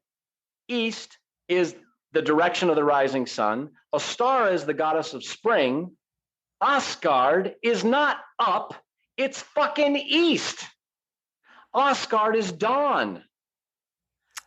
The rising sun. The gods live at the gates of dawn, not up in the sky. They live east. And all of a sudden, suddenly I looked at the Helm of Awe and it all made sense. I went, the middle circle is Midgard. That's Asgard over on the east. Opposite of Asgard is Helheim, which is death, the land of death in the west. As the sun goes down and the night sky fills. Yes. We know that north is Niflheim because that's the land of ice. South is Muspelheim, the land of fire. Because it's, the summer and winter, right? Uh-huh. And then you go into the mythology. So that's 4 of them accounted for. right? Just structurally. So we know what do we have left? We have Jotunheim, Vanaheim, Svartalfheim, and Alfheim, right? Yeah. So what is Jotunheim? And by the way, it's interesting that only Midgard and Asgard are lands or earths. Everything else is heims, or it's homes. Homes. Yeah. Where something lives. Jotunheim is giant home. It's the home of the giants. Vanaheim is home of the Vanir. Svartalfheim is home of the dark elves, or the dwarves is actually what the dark elves are. They're dwarves. And then Alfheim is the realm of the elves, right? The home of the elves. And Helheim is the home of hell. And why are they homes and not guards? Because they exist in an ethereal state. They represent, they're not actual places. They represent states of being more than they represent places, which makes a very interesting statement about Asgard. Why is Asgard a real fucking place? Interesting point to think about. That's a rhetorical fucking thing to think about. Anyway, so I went like this. I said, okay, now we're going to go into the mythology. We know that in the Norse mythos, you had fire and ice, right? Well, os you too. Yeah, but see, that's os in Spanish. That's os in, no, that's os in Spanish. Not I know, but I was just kind of making some correlations that, it's kind of funny that os meaning you, meaning the sky, meaning the east, meaning the sun, the rising sun, kind of like micro, macro, kind of maybe. Sure. No, I get you. I get where you're going with that.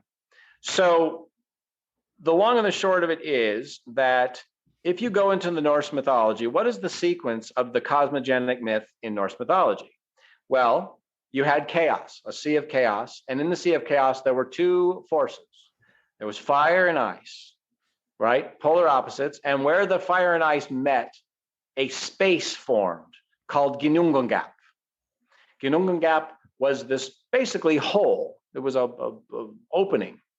And in this, there was this forever roar where the fire met the ice, and there was steam, and the steam rose up on the sides of Ginnungagap and formed what's called a horror, H-O-A-R, hoarfrost, not a horror frost. That's different.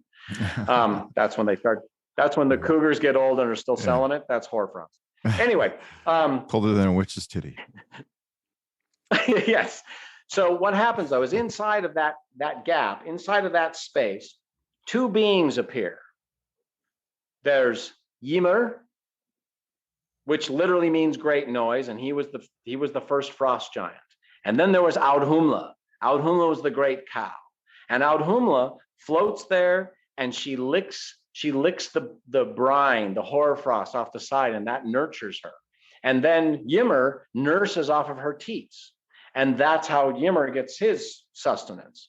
Well, they do this for a long time, and Ymir literally just means great noise. So it's probably a sort of a double entendre about the sound of the fire and ice hitting each other, but also the first frost giant, this kind of consciousness, right? This animate consciousness. Well, they do this for a long time, but her licking on the side, slowly but surely, reveals a being. She licks away the hoarfrost, and a being appears, and the being is the first. You could almost call him a proto-human in a way. They were like it was the father of I think what was it, Buri? I think it's Buri. Anyway, licks away, and at the same time, Ymir is sweating. And as Ymir sweats, all these other frost giants start to come out of his armpits and out of his crotch and out of everywhere. And really it's interesting because if you look at the Jotun and look at what they really are, all their names imply powerful natural forces. Skadi is the Skadi, S-K-A-D-I, is the north wind, right? Like they're these formidable, almost Titan-like. Interesting that Jotun and Titan are very similar words. And who are the Titans? Prometheus and Kronos, and it's the same kind of idea, right? Same general thing. And I would say, go ahead. I recently heard that Yah or Jah meant sky also, and Peter, or that Yah meant midday sun, which was in the sky, high in the sky, and that Peter was father, so it was sky father. So Jupiter was sky father. And that's an interesting point to bring up, because in the Indo-European language group, and it's interesting that it's preserved in a rune name, and by the way, it's one of the arguments for it being Central Asia, again, is this rune name, Tiwaz, Tiwaz is usually how it's written, Tiwaz. Well, take the Oz off, because what does Tio mean? Tio means chieftain. That's really what it means. It means chieftain. And it's interesting because when you add the suffix of Oz onto it, it becomes the sky chieftain. It's the All-Father, right? Yeah. But check this out. Guess what that word, Tiu, guess what that word is the root of? Ready? Yeah. Deus, Tius, Dios, Zeus are all the sky father from Central Asia. Yeah.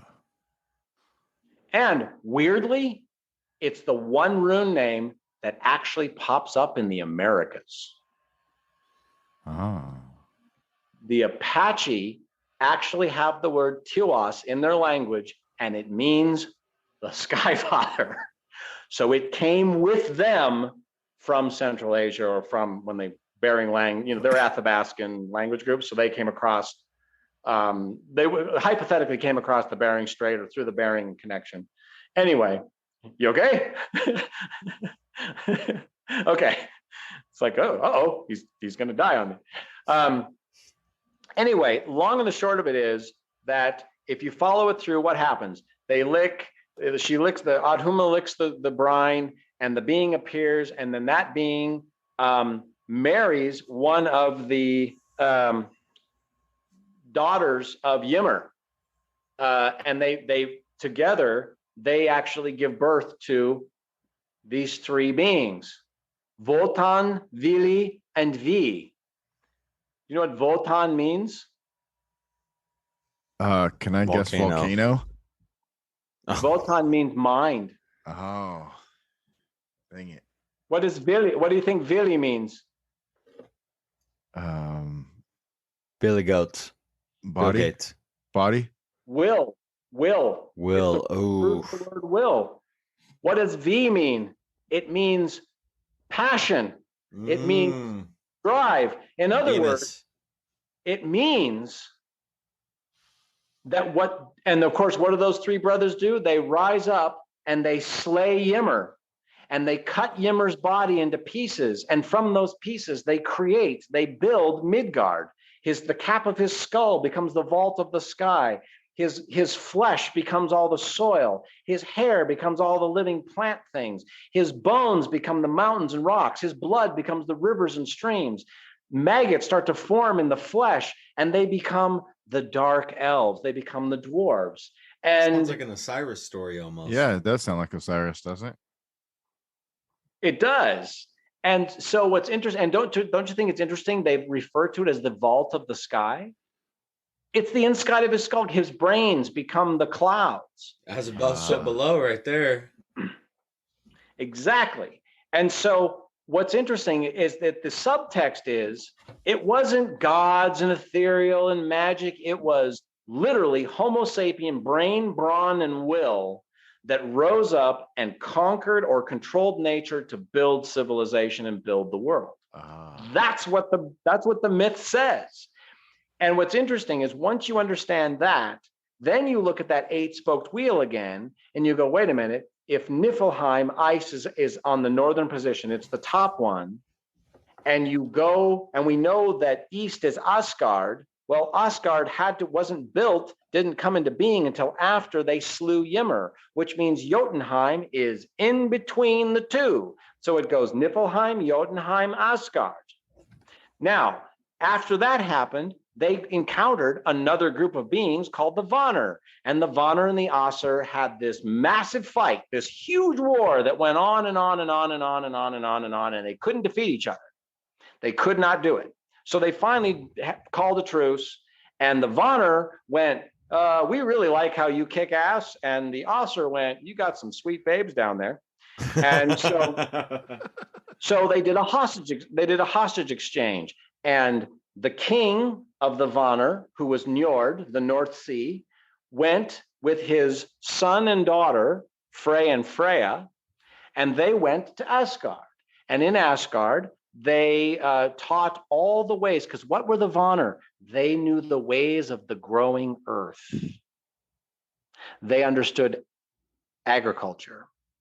And they took that magic to Asgard. And then the Asgardians sent this guy named Honor, who was an old warrior who was blind in one eye, walked with a limp. They called him Lucky. I'm just kidding. And they said, anyway, they but Honor went down to Vanaheim and taught them the ways of war. Well, what's interesting is that the order follows the myth. It goes Niflheim, land of ice, then Jotunheim, then Asgard, then the next one in line is Vanaheim, because that's that whole eastern side. You've got the Jotun and the Vanir and the Asgard in the middle, right? And then that brings us down to Muspelheim. Well, then that brings us into the other side of the circle.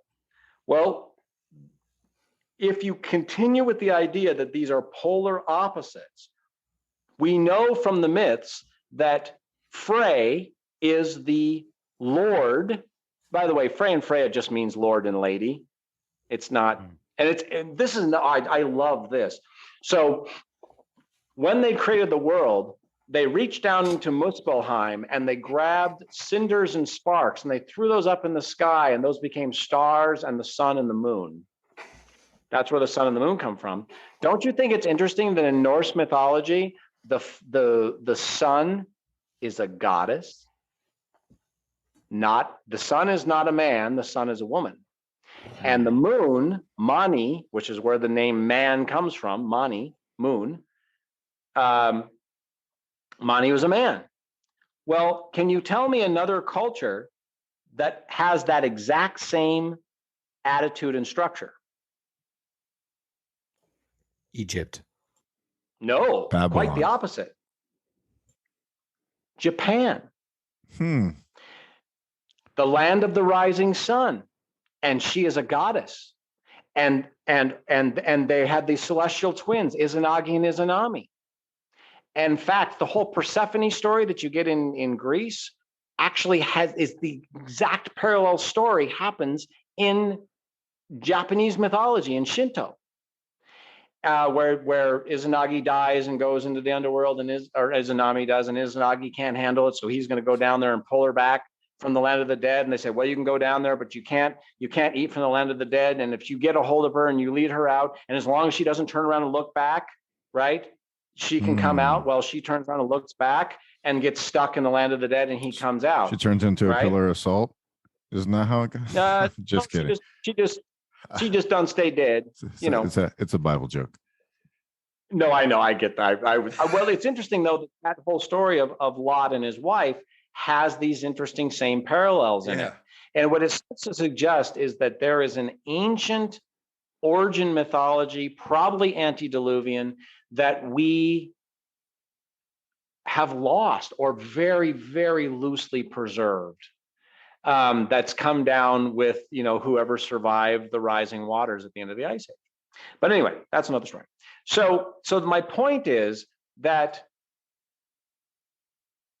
and we know this, the Midgard is made from Ymir's body. And we know that the Jotunheim are kept in check between Niflheim and Asgard. That's in the myths. Well, then you come, again, the polar opposite thing. What's the polar opposite of Jotunheim? Well, that's the position of the dark elves. And because they literally formed in his flesh. The thing that's interesting is that Frey is said to be the lord of Alfheim. So if you go, okay, Frey and Freya are from Vanaheim. Vanaheim is across Midgard from Alfheim. And so in other words, it completes the circle. So it goes Niflheim, Jotunheim, Asgard, Vanaheim, Muspelheim, Svartalfheim, Helheim, and then Alfheim. Now, see the three little lines that are on each one of those spokes? Yep. There's three little lines. See those? Those three little lines, I believe, actually represent the three different separate rune strands. I think that it's 24 runes, but I think they're broken into three sets of 8. And that they go around, there are one from each of the circles sits on each spoke, and they represent different aspects of that spoke. So you get what I'm saying? I mean, it conceptually makes sense. I don't know the runes well enough to put it into a categorized thing like that, but conceptually it makes sense. And see, that's what I was kind of thinking centrifugal motion as well. Well, tonight as we were talking, I said, there's so much information for me to share to get to the point where I can even talk about the runes themselves, that we're getting very close to that. Now you're understanding the structure, this structure of the 9 worlds, and then all of a sudden look at Sleipnir. There's the horse, right? There's the 8-legged horse. Mm-hmm, mm-hmm. And which means something fascinating. It means that Wotan lives in Midgard. Wotan walks the earth because that's the saddle of the horse. Or does it mean that that anyone can be Wotan if you can change your perception and understand that Midgard is nothing more than a holographic projection at the center of a sphere of 8 elements? Doesn't Loki doesn't Loki steal Sleipnir? No. Odin? Oh, I love that. This is one of my favorite stories. So after the battle between the Asir and the Vanir, Asgard, which had already existed, was basically destroyed. It was boned, and they were like, well, we need our citadel. We need Asgard. The walls built back up after this war with the Vanir. So there was this one day, as all the gods are in council, this stonemason comes by, and he goes, he looked at it, he goes, yeah, I can build that. I can fix that for you. He goes, well, what do you want in exchange? He goes, well, I just want Freya. I want Freya. And Freya said, and you can kiss my ass, is pretty much what she said. And they all said, no, Freya, it's a good idea. And they go, I'm going to kill you all. All the gods. Anyway, but because Odin made the deal, and Odin, it's so funny. I used to identify with Odin a lot. And I've realized that I probably identify with Loki more than I identify with Odin. But I really am starting to think that they are actually two sides of the same coin. I was going to ask, are they one and this? I was going to ask if they were one and the same, that type of almost energy that you were explaining earlier. And because it's this seems like the two sides of the psyche. You got the shadow side and this powerful light side. But in order to really understand it conceptually, you got to be well, Loki's always around fucking with everything, just as we fuck with ourselves, because humans are maniacal by nature as well as they are in good in nature. We generally want to prod and poke as much as we want to nurture and cater. Well, the scientific method is literally humans doing that very thing. It's they said what's the line from Lord of the Rings? Saruman just announced that he's no longer Saruman the White, he's now Saruman of many colors, and Gandalf says, he who breaks the things to find out what it is has left the path of wisdom. That's in the book, by the way. That didn't make it into the path movies. Or led the path? No, left the path of wisdom. He who breaks a thing to find out what it is has left the path of wisdom, is the line. Anyway, in the book. So here's what happens. is, and by the way, be very careful of the vilification of Loki. That, I'm pretty sure, was a Christian attempt to turn Loki into the devil. And Loki is really a traditional trickster, like Raven, like, Mm-hmm. the Northwest Coast Raven, or like Coyote. A legitimate trickster. And remember that very, very rarely is Loki actually malicious. He's just a shithead that likes fucking with stuff. He just has fun doing it. Like, come on, what possible motivation would he have to cut off Sif's hair? He just went, I bet I can do it. That, I think it's the part of our nature that goes, why should we climb that mountain? Because it's there and I want to see if I can. It's like, it doesn't have to have a real reason. Anyway, point of the story is that they engage this stonemason to build the walls, and because Freya is unhappy with the arrangement, Odin says, okay, how can I spin this so that we'll get the walls built, but we won't have to give up Freya? So he says to the stonemason, you have, You have 3 weeks. I think it's 3 weeks to build the walls of Asgard. And the stonemason says, I can't possibly do in that amount of time. And he goes, well, you don't have to take the job. And he goes, okay, can I use my horse? And he has this big black stallion. And he goes, well, okay, you can use your stallion. Well, they accept the deal. He accepts the deal, and he starts going. And he goes off to this thicket and goes to this quarry and starts hauling these huge stones, with this stallion, huge stones. And he starts building the wall very, very quickly, like very quickly. And Freya's getting freaked out. And Odin's going, okay, well, I don't know what we're gonna do here. Well, as it's getting close, like it's been most of the weeks have gone by, there are a few days left, and it's almost done. And they're like going, and Freya's losing her mind. Well, one morning, the stone giant, he's actually a stone giant, the stonemason is actually disguised, shows up with his black stallion, and there's this mare who comes running out of the woods, and she's hot. She is hot. She's a sexy mare. Bow chicka bow bow. Well, exactly. Well, this is up there and looks at the stallion. The stallion looks at the mare, and the stallion goes, yeah, fuck you and your wall. I'm gonna go take off after this mare. And the mare leads the stallion off into the woods.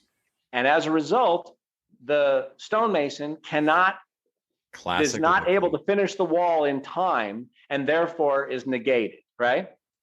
Well, time goes by, and they realize that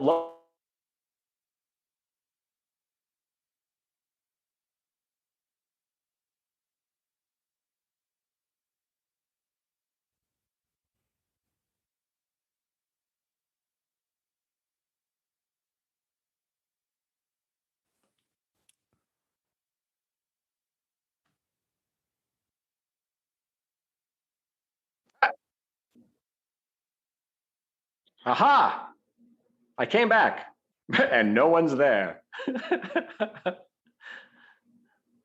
Hello? I lost connection. So did I. Oh, that's weird. Okay. So anyway, end of the story is, Well, he had turned himself into a mare and got banged by a stallion and gave birth to Sleipnir. And he gave the 8-legged horse. Now remember, and this is really important, what was the black stallion helping do? Build Asgard. Mm-hmm. The black stallion was a 4-legged horse that then spawned with a female, an 8-legged horse, which allowed Odin to ride through all 9 worlds and became his mount. And so when you understand all of that, suddenly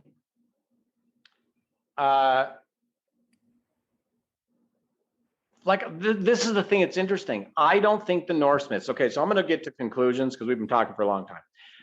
the conclusions that I've come to are this: the Norse myths are not myths. They're actually scientific principles, actual engineering and scientific principles that have been translated into something, stories that people would remember the stories, but the ideas that they represent are buried within. And they talk about this whole, I think it's a lost civilization, to be honest with you. And I think that the runes themselves, what they actually are, because you realize, as I start to do the artwork, and I will share this, I'm happy to share it with you. As I start to do the artwork, you will actually see that the runes actually follow that grid exactly. Yeah. And you can even see how they then later over time, they got simplified and turned into things that could be cut into wood. And here's what I think it's really about. When you have a civilization that's collapsing rather quickly, whether it's drowning in water, it doesn't matter what's happening. And let's say it's an advanced civilization that has libraries and archives and massive amounts of information that you can't take with you because you have to flee. Yeah. Well, if you created a map, a grid that explained a basic structural idea about reality and where reality comes from, and then you come up with a system of symbols that connect and interrelate the elements of that grid, which is what I think the runes do, and I can show that, I can demonstrate that they connect these things together.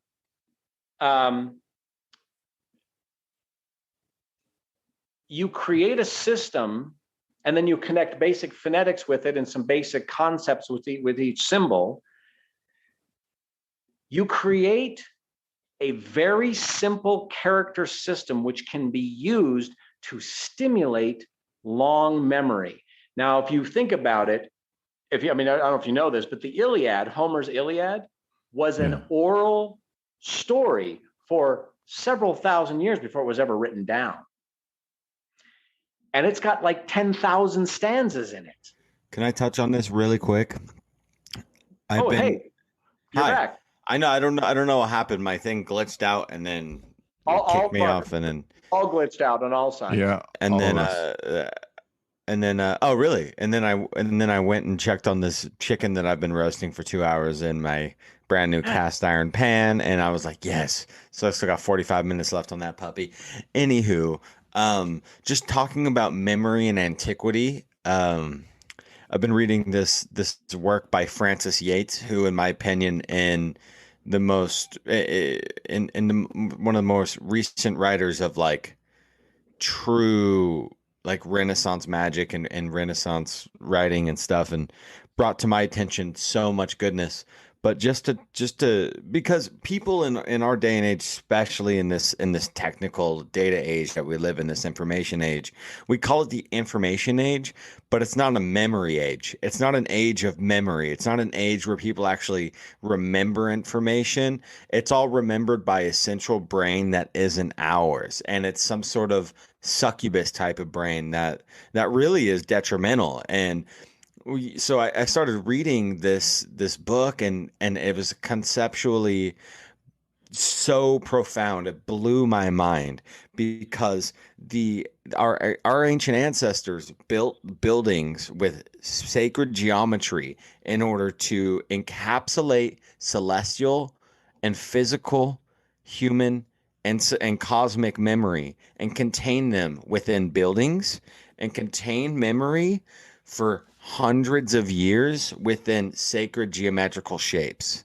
This is how profound our history is, and this is how suppressed and detrimental our current society is in, because we live in boxes, compartmentalized. There's no flow. There's no flow of spirit. There's no containment. There's no spirit in general, and it gets stagnant. And so I just want to stress to all of the audience and the listeners and everybody and everything is like, we need to do as much as we can, exercise memory and exercise the power of connecting into our intuition and the Akashic and the celestial memory. Because once you do that and you are open to the flow of energy, you will have information come at you and you'll be able to answer questions, the deepest questions that the indoctrinated system could never even fathom to fucking teach you. Well, and you know what's interesting? That's a very interesting point that you bring up, which is that you said we're in the information age. We're really not. We're actually in the end of information age, because you realize we're at the place that Atlantis was at right before it collapsed. Because it's lazy. No, it's lazy. We're not remembering anything. Mm-hmm. We're in fact, this is a part of our process of forgetting, actually, I would argue. That we're here to forget. But anyway, so the just to sum up, I think that really what my thoughts are that a group, okay, so I'll give you the very quick timeline. I think that there was at least 30,000 years ago a high level of civilization on the planet during the Ice Age. I think that it was there. I think that all of our myths back it up. They back it up, and that that what happened, and I'm just going to use the Sumerian model because it's easiest. So waters are rising. People are fleeing with what they have to hand.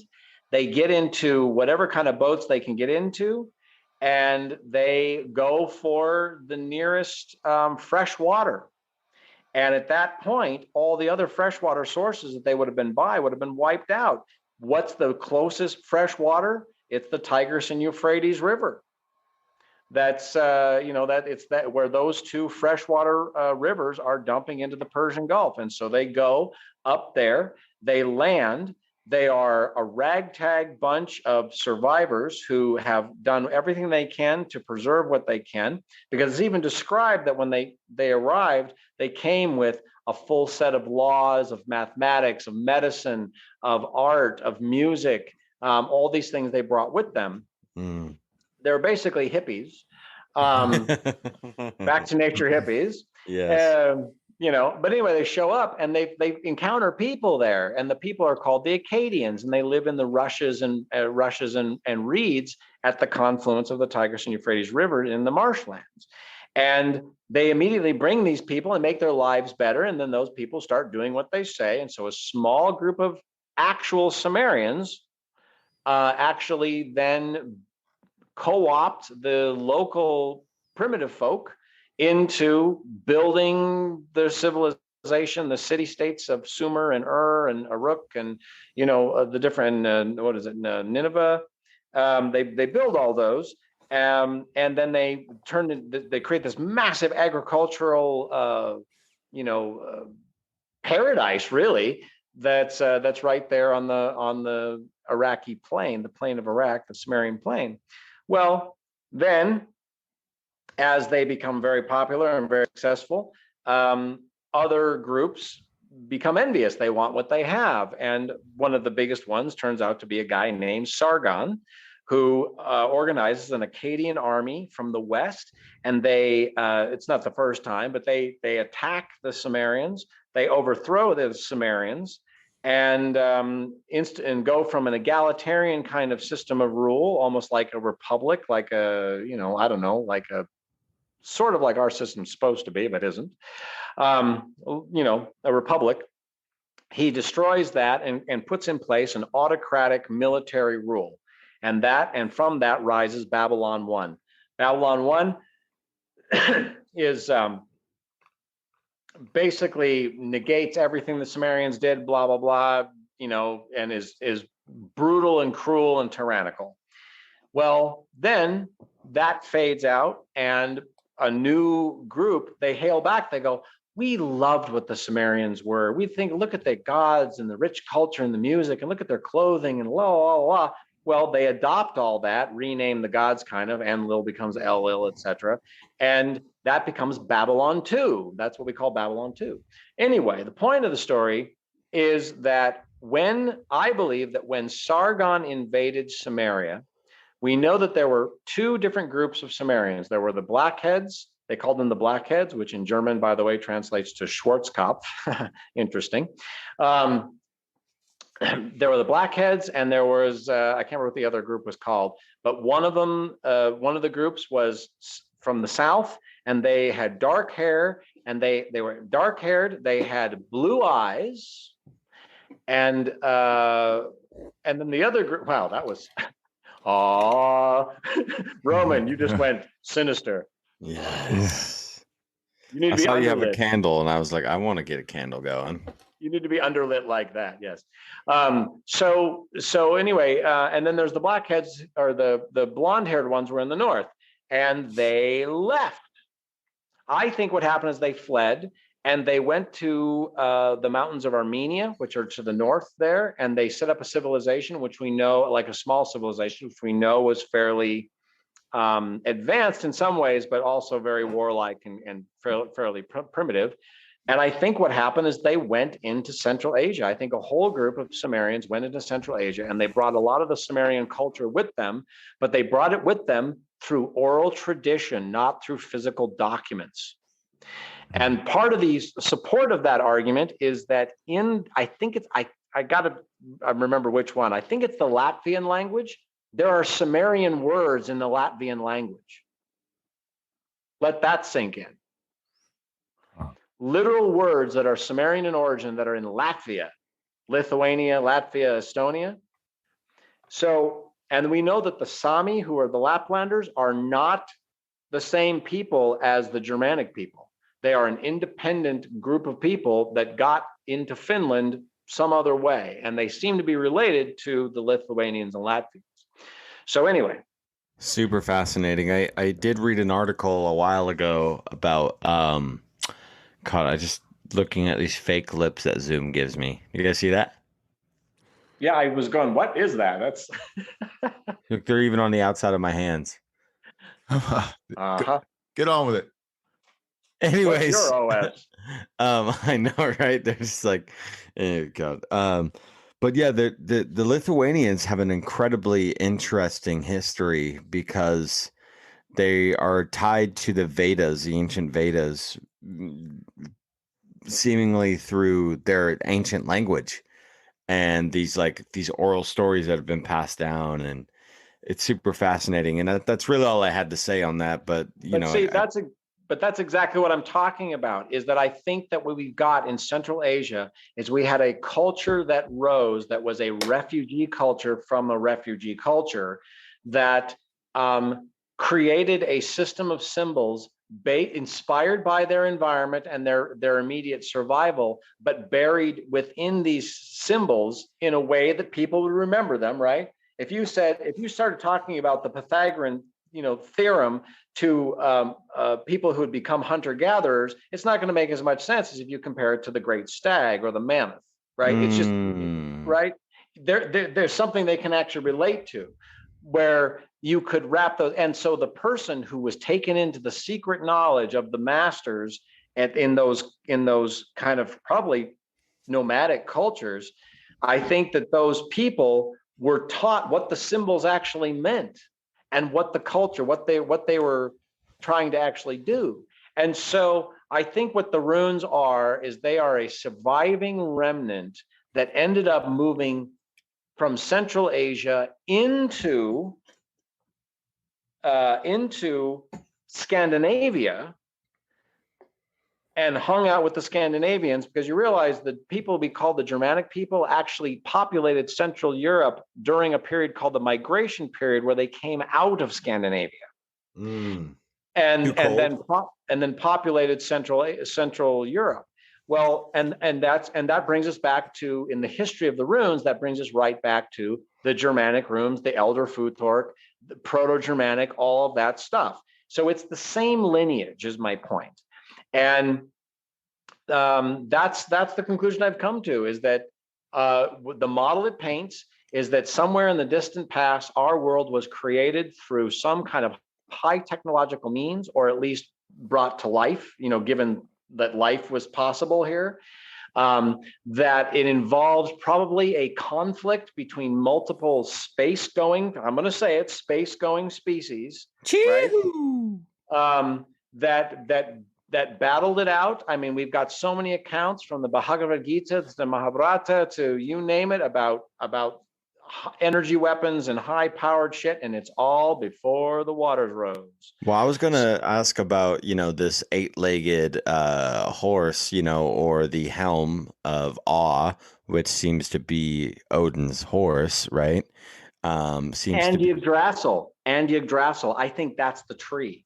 okay. So, to me, it seems like it's seemingly two-dimensionally spherical, but we talked about Merkabahs, we talked about chariots, we talked about horses, we talked about travel, and there's no reason why these stories couldn't be talking about some sort of craft travel. And I think that I think that just the term chariot a lot of times means a lot more than just a wooden spoked wheeled thing rolling on the ground pulled by awesome animals. And so that's super fascinating. And it's like a lot of the thing that we talked about too is the centrifugal force and the counter rotation and well, we didn't talk about plasma, but just talking about physics and just understanding the Earth's like electromagnetic system as an ancient culture. I think flight was around for a long time, and then it sequestered somehow. I'm not sure, but yeah. Well, I think probably what happened is that just like now, if our civilization collapsed and 1,000 years went by and we were reduced to dark age or middle age level technology or survival. Wow, that's when I'm talking, it was making your fake lips. That was really funny. Your fake lips were popping up over your microphone. But if I think if that happened, and someone went underground into, say, underneath the Denver airport and found a whole bunch of automobiles that had no gas, they'd go, look at these conveyances, but we have no idea how they work. Yeah. Because you need the civilization that produced the petroleum to run the internal combustion engines to make them work. I think of like the Vimana or or any of the other number of supposedly flying craft that were talked about, in various ancient texts, that you are in fact talking about a flying civilization, global flying civilization, which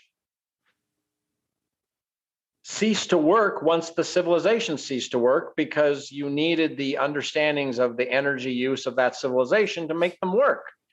So they just vanished into history. Go ahead.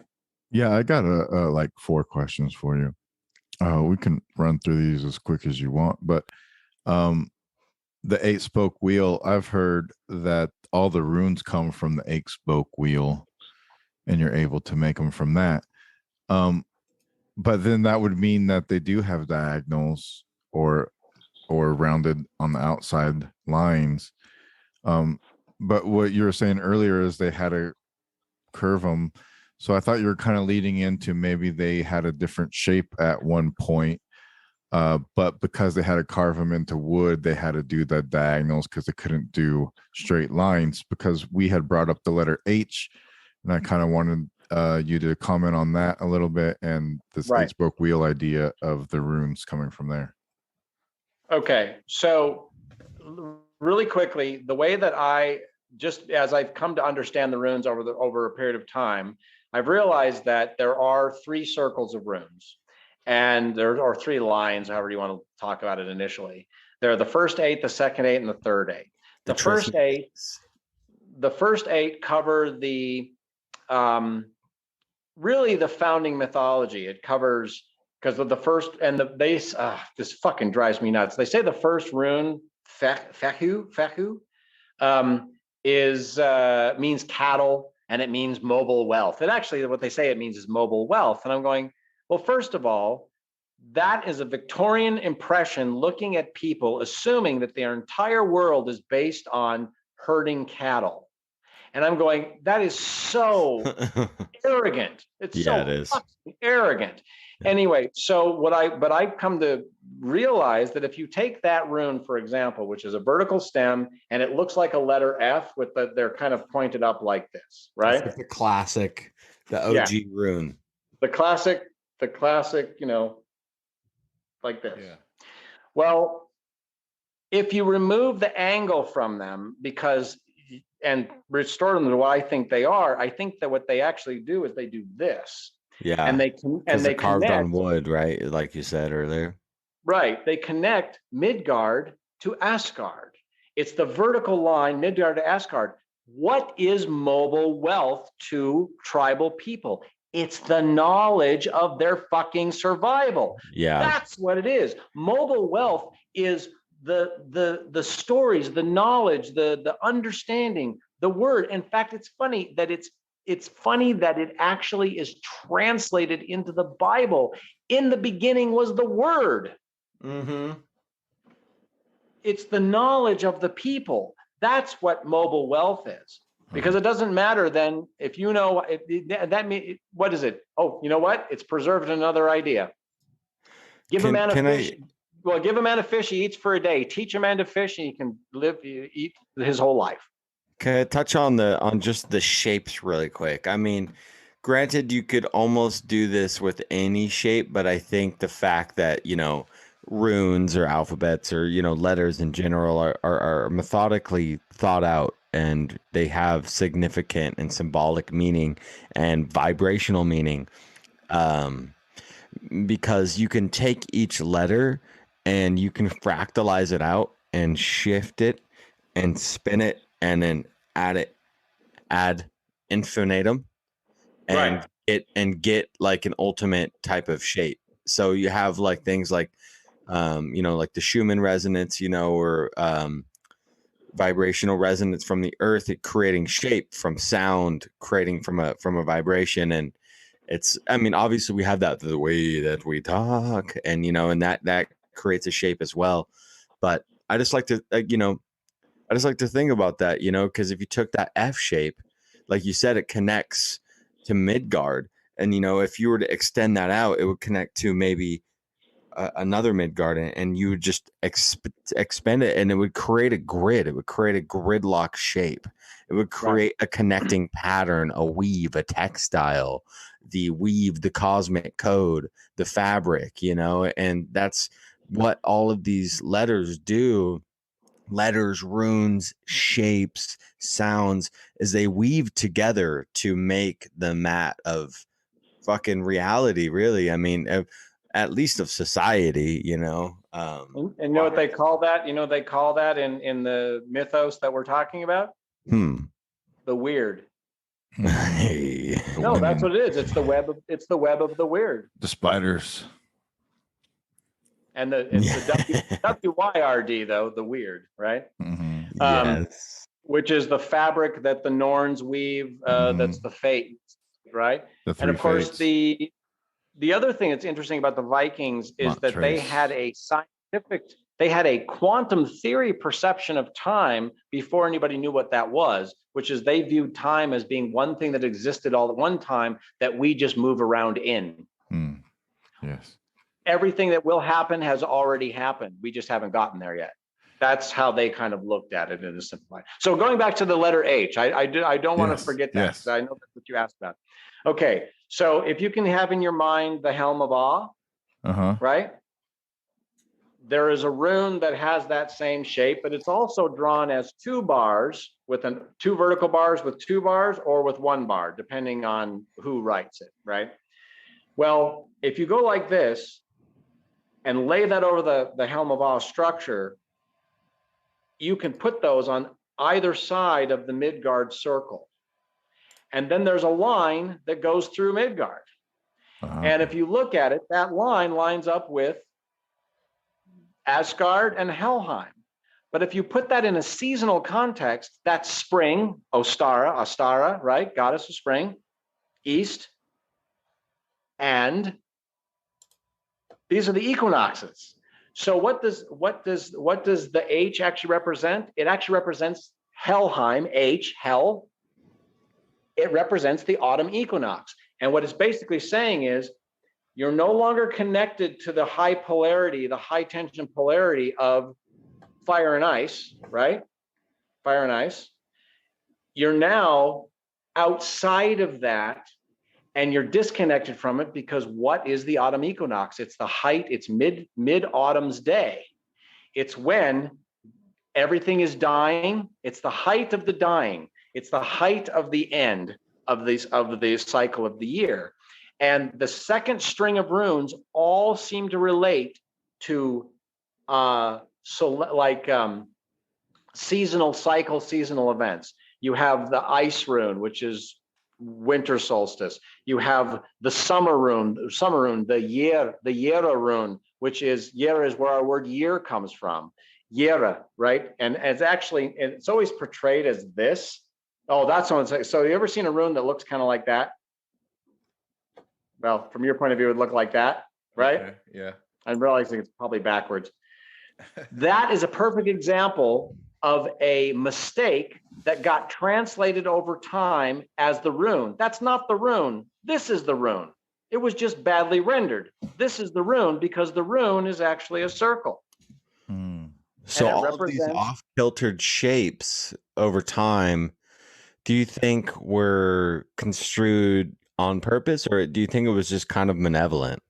I don't think it was either thing. I think what it was is that because they were cutting them into wood, and they were probably cutting fast, and you make mistakes. It's easy to do. I've done it many times. Somebody made a mistake. They found this. Some fucking archaeologist found it and went, look, these are them. This right here is the God's answer to everything. Right. It's the God's truth. And I'm going, no, that was a fuck up that got transliterated over time, that people thought, oh, that must be what it is because it's like this. And I'm going, no, it's a circle. It's so obvious. It's a fucking circle. Right. It's hard to make circles in wood. I've done wood burning before, and I mean, let alone carving in wood, but even wood burning, which should be easier. And trying to get round or cylindrical designs is definitely not easy, especially if you're using like a thick porous wood. Like a nice oak would be good, but it's such a hard wood, you might get chips. But I have a question about runes and divination, because seemingly in our ancestry, they're mystical, and life is mystical. Life has magical energy to it, tied to it. That is life, in my opinion. Life is magic. And when you really start to understand the vibrational frequencies, the way that the cosmic code is threaded throughout life, then you can really start to contort things. And that's maybe what divination or magic is. So in your opinion, how can you use runes, or how did they use runes, or how do you use runes for such things like divination? Well, it's interesting you should bring that up. I've actually been in the process now for about 2 weeks. I actually went up in the mountains and harvested an aspen, because I think the actual tree, it's the only tree that's mentioned in the runes is the birch tree. But where I live, birch trees don't grow. The closest thing is an aspen. Super medicinal tree too. There's a lot of really great things going on there constituently wise. Well, and there's a whole other thing about why the birch tree is there. But I think that Yggdrasil is a birch tree. I don't think it's an ash tree. I don't think it's an oak tree. I think it's a birch tree. Otherwise, it wouldn't be preserved. There are only 3 animals and 1 tree referenced in the runes: the horse, the stag, and the auroch, and the birch tree. And that is it. Everything else is other things. But to answer your question, I've actually am making a new rune set for the first time in a long time. I had one years ago. In fact, I sent Dan a picture of my other one. And by the way, I'll share this with everybody. I believe part of my process of making runes is that I blood them. And if you look at the picture that I sent him, those literally were taken while the blood was still drying.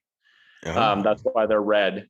And that was blood has massive occult properties. I mean, that's fucking awesome, dude. It all came from my fingers too. Yes. And in fact, I actually occasionally will teach someone how to do that. And it's always interesting to teach women how to make a rune set, because I say, well, you can blood them far easier than I can. And that blood is potent magic.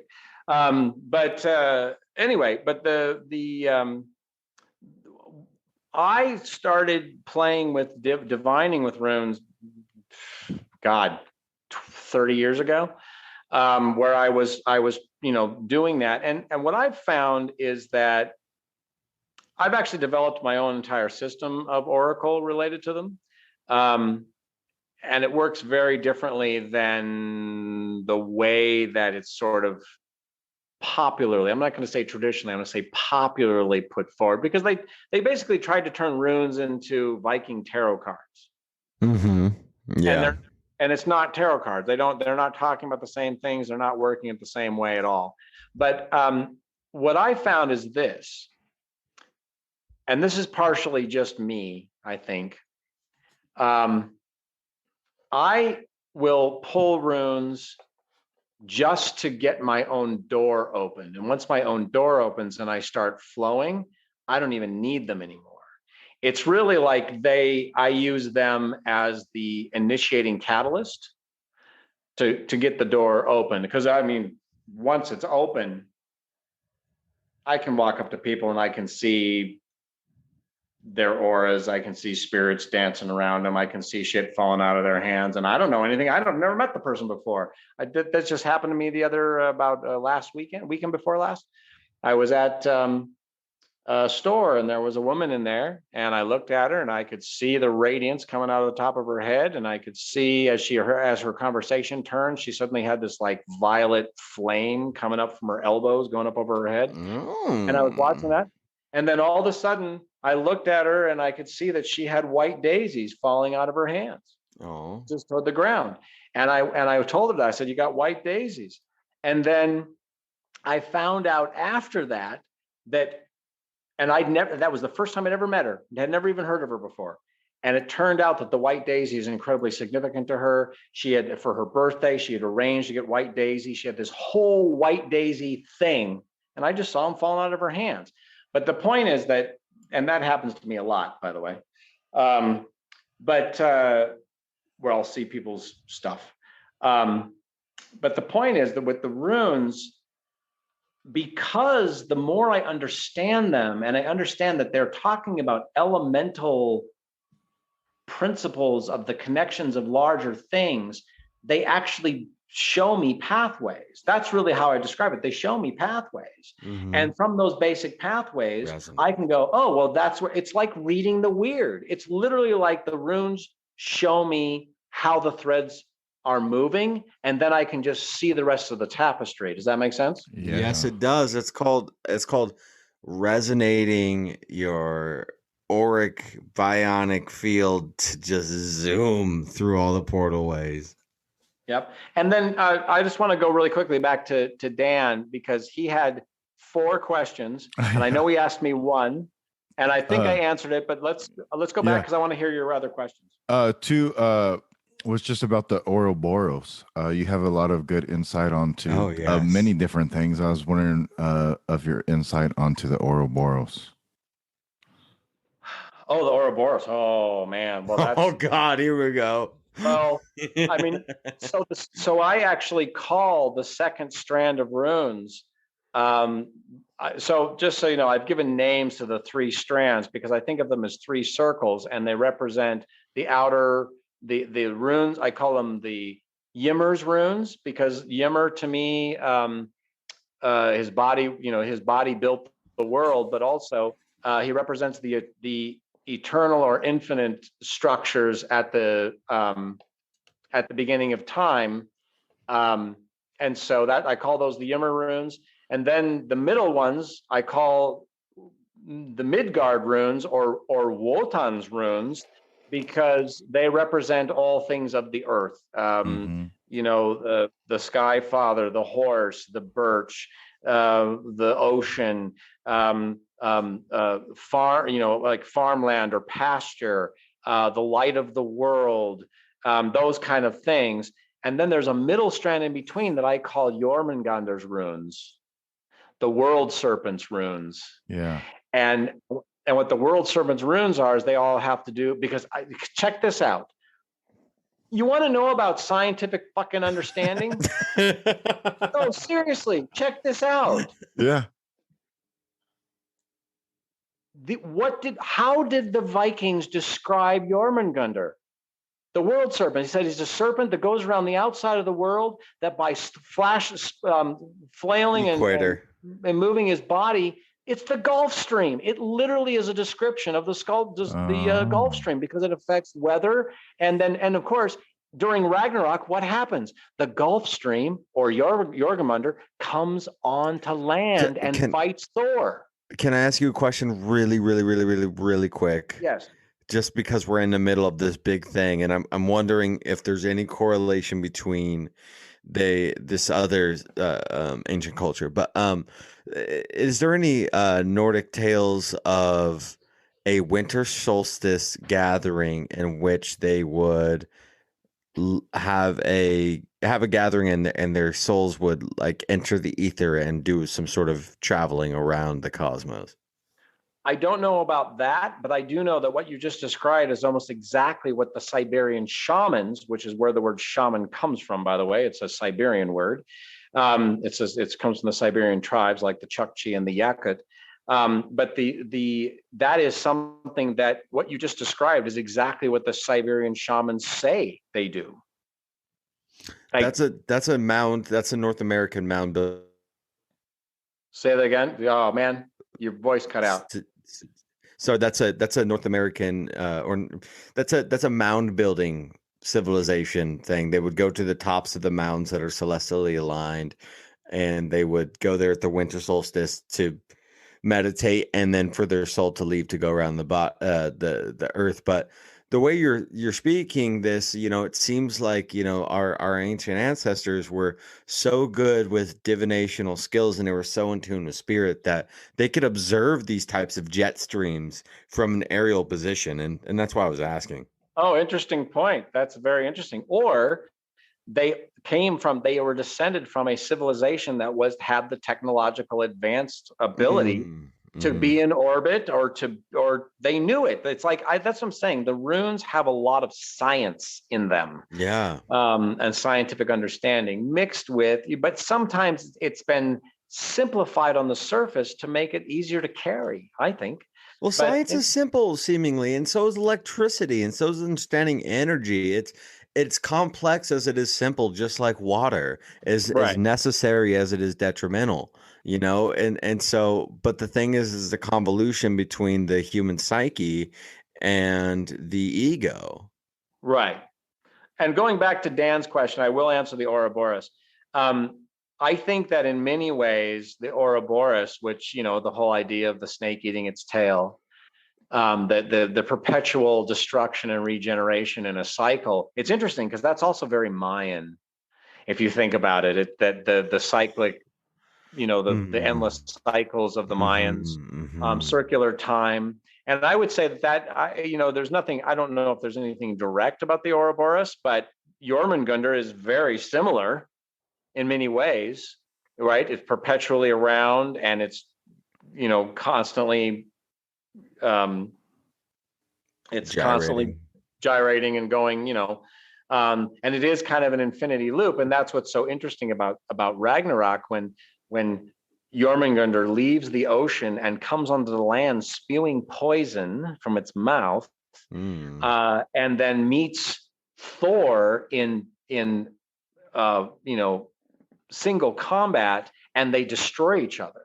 They fight to the death, and they're both destroyed. And what is Thor? He is a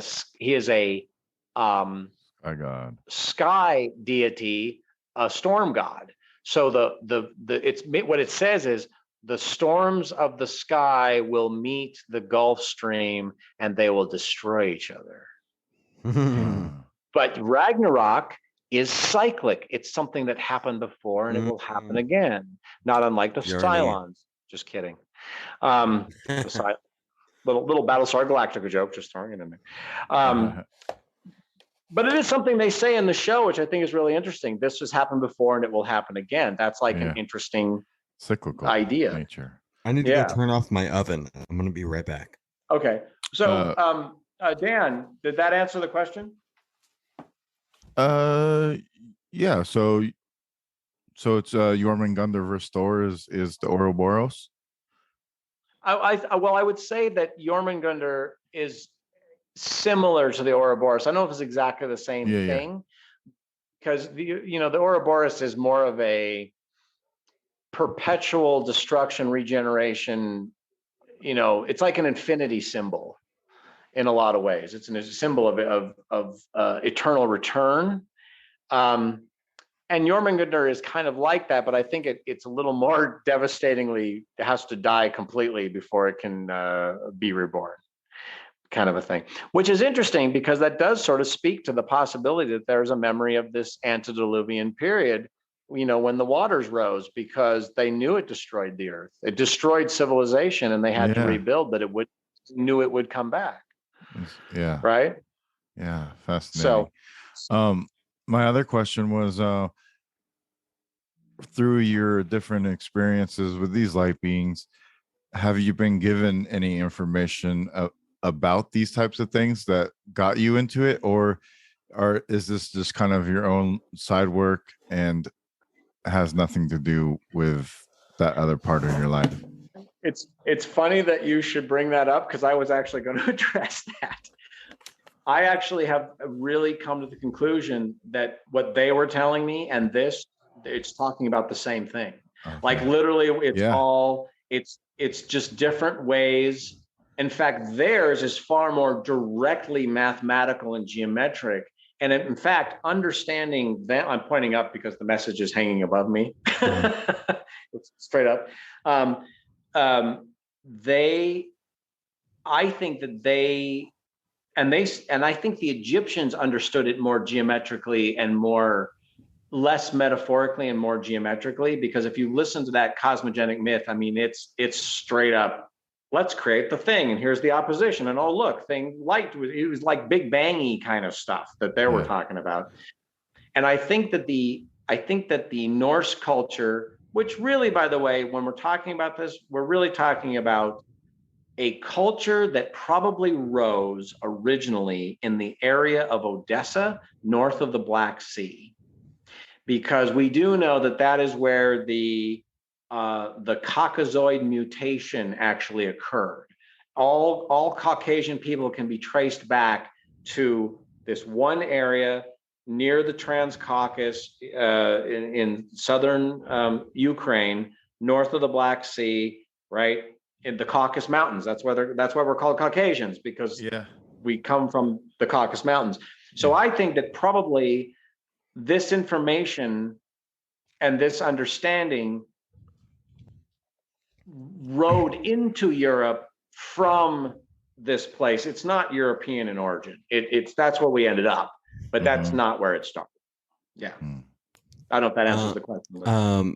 I don't know if I like came in at the right after Dan asked the question, but did you just ask a question about Hraefn's experiences when he was younger and the abduction experiences? Because that is a question. Yes. Like my final question I wanted to ask was, how did these experiences with these I cannot take these lips. Look at these lips on me, right? I know. I'm trying not to look at the lips. Just keep talking, man. Why don't you take them off? I have to do it when we're off the air. Anywho, sorry, but I just never think of it. Oh God, I'll have to post a video to YouTube so people can see what the fuck we're even talking about. But okay. Anyways, back on topic here. So those experiences that you've had, do you think that there was a gift given to you of resonance to your spirit to maybe in tune you with all of this memory that you're able to store and maybe was a part of your journey? And if so, can you maybe go in on that a little bit more, some insights that you've had as to, because obviously you're an inquisitive person and you were an inquisitive child and you were open, and that's potentially why they came to you. Also, I don't think we asked you about your geographical location and if it had any sort of ley line relevance at all. But it's just super fascinating. And that was the first conversation we had. We didn't go down any historical rabbit holes at all. We actually just talked a lot about your experiences and more of the conscious conversations. And so to tie in with this ginormous, huge realm that we just traversed down, this huge historical realm, and then tying it into our original conversation, if you were to listen to these two conversations back to back, I mean, well, I can tie it together. I can tie it together for you right now. I think that probably I'm just gonna I'll just say it. I think probably I incarnated into this corpse.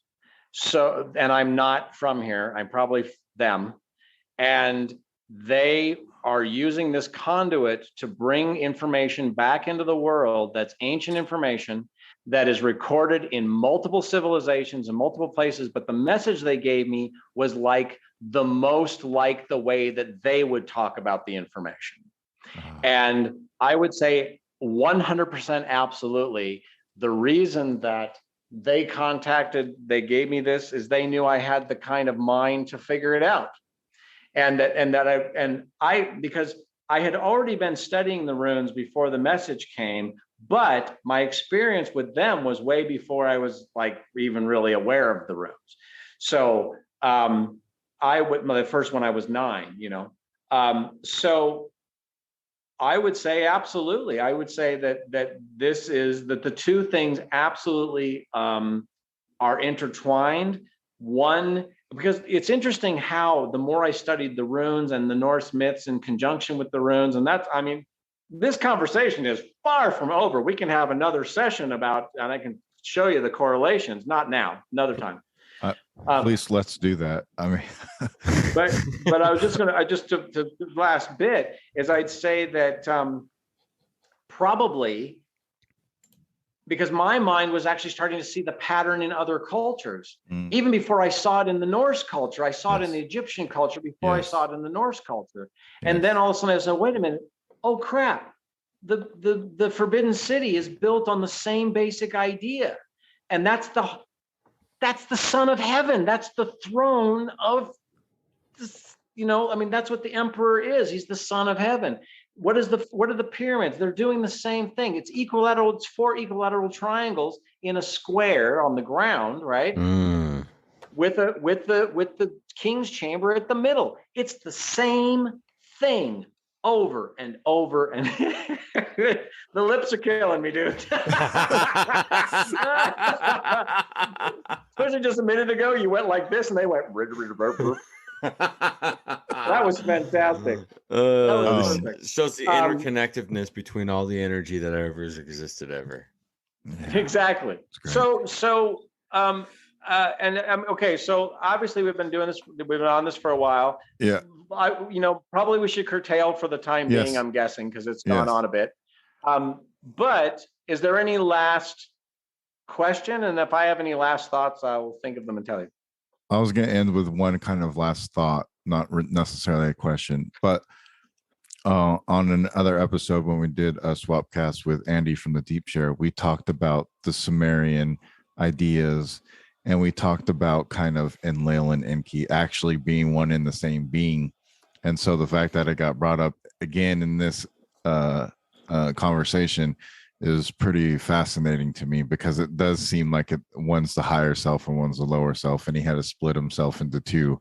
And that's kind of what happens. The singularity had to split itself into two to understand its own consciousness. And then thus from there multiplied itself and kept multiplying itself out. And that's kind of what the story of Osiris is. And even in the Norse mythology idea that you gave us, it's that spreading of the body all over the planet. It's that creation going everywhere and all over the place. And so yeah. And actually next month, I think we're doing Sumerian month. So we'll see. But super fascinating information. I love having you here. You have so much insight. I'm sure we could go on another different topic and you'd have just as much stuff to say. I fucking love it, dude. didn't know what to expect from this conversation. I got way more than I bargained for. In my head is now thinking about very many things differently than I thought about them before. And so now I'm going to have a lot of fun going through all these sagas that I just got, so I can nice figure out. I'm very curious. I want to learn more about this the Bach saga. That's very interesting because that plays into the Ultima Thule, which was something that was talked about a lot in another context. Which there was a whole part of the history of the runes, which I always have to deal with very carefully because they're very much responsible for the preservation of the runes and the extension of them into popular culture so that they stayed alive now. But because of some of their choices, it's an unpopular topic to show any sympathy for. Yes. Do I need to say any more than that? No. But they very much believe, like the Thule Society very much believed in Ultima Thule, and that there were that Apollo, that's where Apollo came from. Yes. Was Ultima Thule, right? Which is kind of what you're talking about, as a North Pole civilization that was responsible for basically civilization. Yeah, well, another interesting thing that we were talking about is we've been talking about Atlantis and Lemuria and the Mu and Moria, Borea, seemingly maybe even being the same thing. So maybe even that they came from the same place. And if you look at like the Sumerian mythology of Enki and Enlil, and then go into all the other mythologies, it's pretty much Enki or Neptune, right? Which is Enki in a way too, the staff and this whole Satan type figure, water god and land god. And it turns into Neptune had his son take over Atlantis at some point, but then they fought against each other, and they started to have battles with each other, and one left and went one way and one went the other way. And it's almost like one civilization was this Pacific Lemuria, and this other one was this Atlantis, and the two civilizations split and they went different routes and ended up connecting back again in Middle Earth, or in the Middle East. And this is where the big battle happened in the Vedas between one side of the people and the other side of the people, right? And you have the Eastern and the Western different thought ideas, but it's almost like they stem from the same place at some point. That's why a lot of the language is so similar, because they did come from the same place, but when they became refugees, they went in different directions and then once again met somewhere. So, well, if you think about one thing, even if going to the story of Genesis, but you realize the story of Genesis is just Sumerian myth. It's not. Yeah. It's appropriated Sumerian myth. What's interesting though is that the story of the Tower of Babel. Yeah. Babylonio. Oh, that story happened before the flood. Oh, it did. And then wasn't it a lighthouse during the flood? Or like it was like supposed to be a lighthouse during the flood? No, it never got finished because the humans said we can build a tower to heaven. Yes. To the heavens. We can get there. We don't need the gods. And the gods went and confounded their language so that they couldn't communicate. You think that's a rocket ship? Fucked it all up. Well, I don't know. Was it and humans were too young to. Was it a Stargate? Or humans? Stargate. I think it might have been Michael like Tsarion. I think it might have been like a rocket ship, and the gods determined that humans were not intellectual enough to go to the stars yet, and brought them back down. And they didn't want them to. Or they didn't want them to. Because if you follow the Zechariah Sitchin sort of perspective of Samaria, then the last thing you'd want if you were the Anunnaki is the last thing you'd want are these little monkeys that you made smart being able to take over your technology and outflank you. That's just kind of like, it's kind of like when you just a rudimentary story. If you were to have like all these dogs around your house, and you start to love your dogs a little too much, and the dogs start to take over your house because that's their house now. It's not your house, it's the dog's house. And the next thing you know, they're inviting all their dog friends over, and they're snacking on all your fucking charcuterie plates in the fridge, and all that stuff. And oh baby, man, my charcuterie platters, man, I'll tell you what, roasted pumpkins, seeds, all the salamis, all the cheeses. Gotta have some honey. You gotta have some honey and some fruit, though. Oh, fucking dogs. I know. Fucking I love dogs ruining the charcuterie. It is slightly like half of my life, and that's kind of why I have that reference to dig on, because I give them so much. Like I have chicken breast in the oven for them right now, and I'm roasting the whole chicken for myself, but they get these two other breasts that are anyways. It's a whole thing, but I would love to chat with you again about maybe a more esoteric other viewpoint on a deeper chronological scale of the root races at some point, and the theosophy and the concept of the root races. Because when you say cosmogenic stories, my mind automatically went to H.P. Blavatsky's Cosmogenesis. That's where I even know the word, is because I've been listening to that book, and it has been blowing my gourd. And so a lot of people have a lot of things to say about H.P. Blavatsky. She was a black magician. She was working on this, so on and so forth. Well, she had ancient knowledge, and she was working with some sort of masters, because the things that she's saying is incredible. And especially the Secret Doctrine. Wait, did you find an audiobook of the Secret Doctrine? Yeah, our buddy Graham over Dunlop. Graham Dunlop does they do podcast. this thing called Adult Brain, and it's all audiobooks of some really good classic texts that you can't find audiobooks of. Yeah, so go support them if you have Audible. Graham Dunlop does a great job. I mean, Cosmogenesis itself is a 24-hour listen. Imagine reading that. That's your job. But I love it. And so anyways, I would love to talk about the root races and that kind of timeline, because when you throw that into the mix, it really throws everything else mainstream out the window. 100%. Oh yeah. Hey, I have a thought. I don't know if you guys do this, but I'm going to encourage it. I know that when you post on Instagram, which is how I found you guys. Well, you found me actually. I found you, yeah. But through the Bump podcast. As I start to do, like I finished this painting, I can share the painting with you, and you guys could share it outside of the posts about the podcast, just for people to keep people in this conversation, if you want to. Of course. And as I start to do because what I'm hoping to do, see this panel right here. Mm-hmm.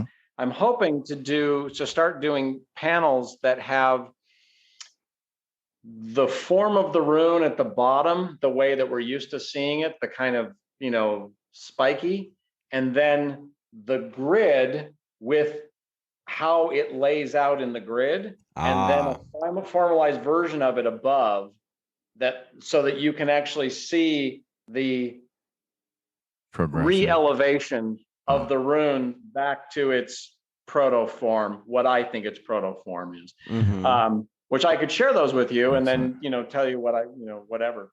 And then maybe when a couple of those are up, we could talk about it more or whatever. I don't know. Thoughts? Yeah, no, absolutely. I mean, that 100% down, 100% down. Even if it's for like our unmonthly topic and we put it onto our Patreon, like the people that really dig this stuff that we get into, if we put it out there for them, then they're even more stoked, so there's always things. You're always welcome. I love it. Please keep in contact as much as possible. Absolutely. Especially with the art, man. Yes. And anytime you guys want, if you think that I might have something, just reach out. I'm game. I'm down. All right. Excellent. Most excellent. You know what? You guys are awesome to hang out and talk with, just period. So I love it.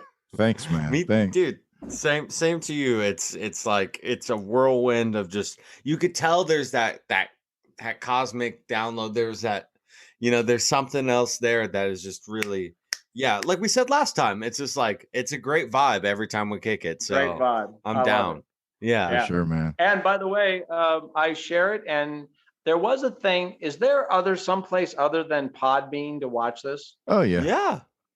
Watch it. Okay. No. Or experience it or whatever. Yeah. Because I know a lot of people said, "Oh, I don't have Podbean," when I was trying to share it, and I couldn't find it anywhere else. We have a link tree set up on our Instagram, and it has every podcast app on there and a link to it on the link tree. Okay. Well, at least all the major ones. Again. And I know that some people were coming back to me. Sorry, I think Roman's going to throw this up on YouTube also, so people can have a visual of this one, and it'll be in the audio form as well. And at the end of the month of July, we will be doing a group show on Norse mythology and Norse ideas. And so maybe we could have you back for them. I'd love it. And we're going to try to gather some other people for it too, but you're the first one of the month. So we've kind of been inviting guests for the month back on to do the group show, because it gets amazing, man, with all these big brains. Well, I appreciate that. It's a good place for us all to share our different ideas and our knowledge with each other, and really sort shit out, and in a nice, good area with no conflict. Absolutely. You know what I mean? I want to tell you one takeaway is that you guys actually put an idea in my head that is affecting my thought process on something. And that's this idea, like just the visual of a coin with two sides, that the Enki and Enlil, or the Loki Odin, as a way to talk about the 8 primordial beings. That each one of them is, that it's not that they're separate like this, it's that there's a duality. It's a cube. They're connected. The duality is like this, not like this. Yeah. Anyway, just wanted to see, and that's awesome. I'm not set in my ways, man. If I come across information, I absorb it. I take it in, so. You gotta flow. Guys. Of course, dude. Thank you so much, man. Like, I'm gonna have to re-listen to this a couple more times, taking all the information you spilled on us. It is awesome. Yeah, great. You get me ranting, and I just go, and it's just anyway. Hey, we love that around here, man. It makes our job a lot easier, is there any place people can find you at? Do you have an Instagram? Do you show your work on there? I'm on Instagram. Just my first and last name is Hraefn Wulfson,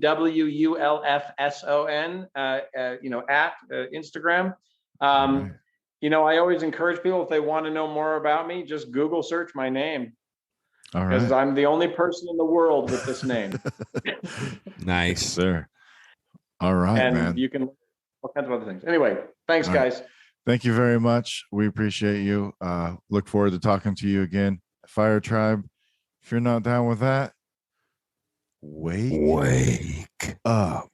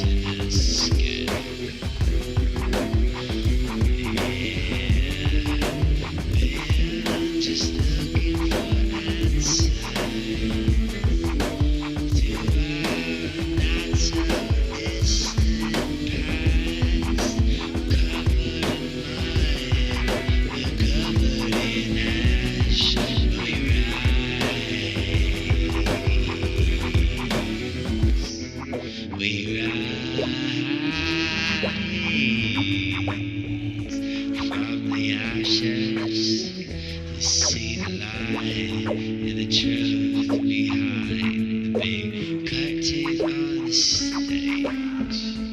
I'm just looking for answers behind lost time.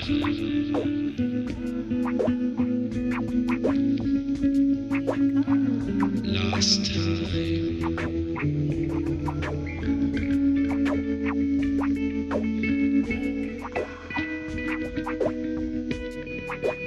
Everything exists within our atmosphere, then the memory remains. The memories remain. Energy cannot be created nor destroyed. Therefore, the past is there to be discovered. To discover who we truly are. Because we're just looking for answers to see if this is all just a simulation. And I'm not sure anymore. Life does just seem to be a blur anymore. Will we rise from the ashes?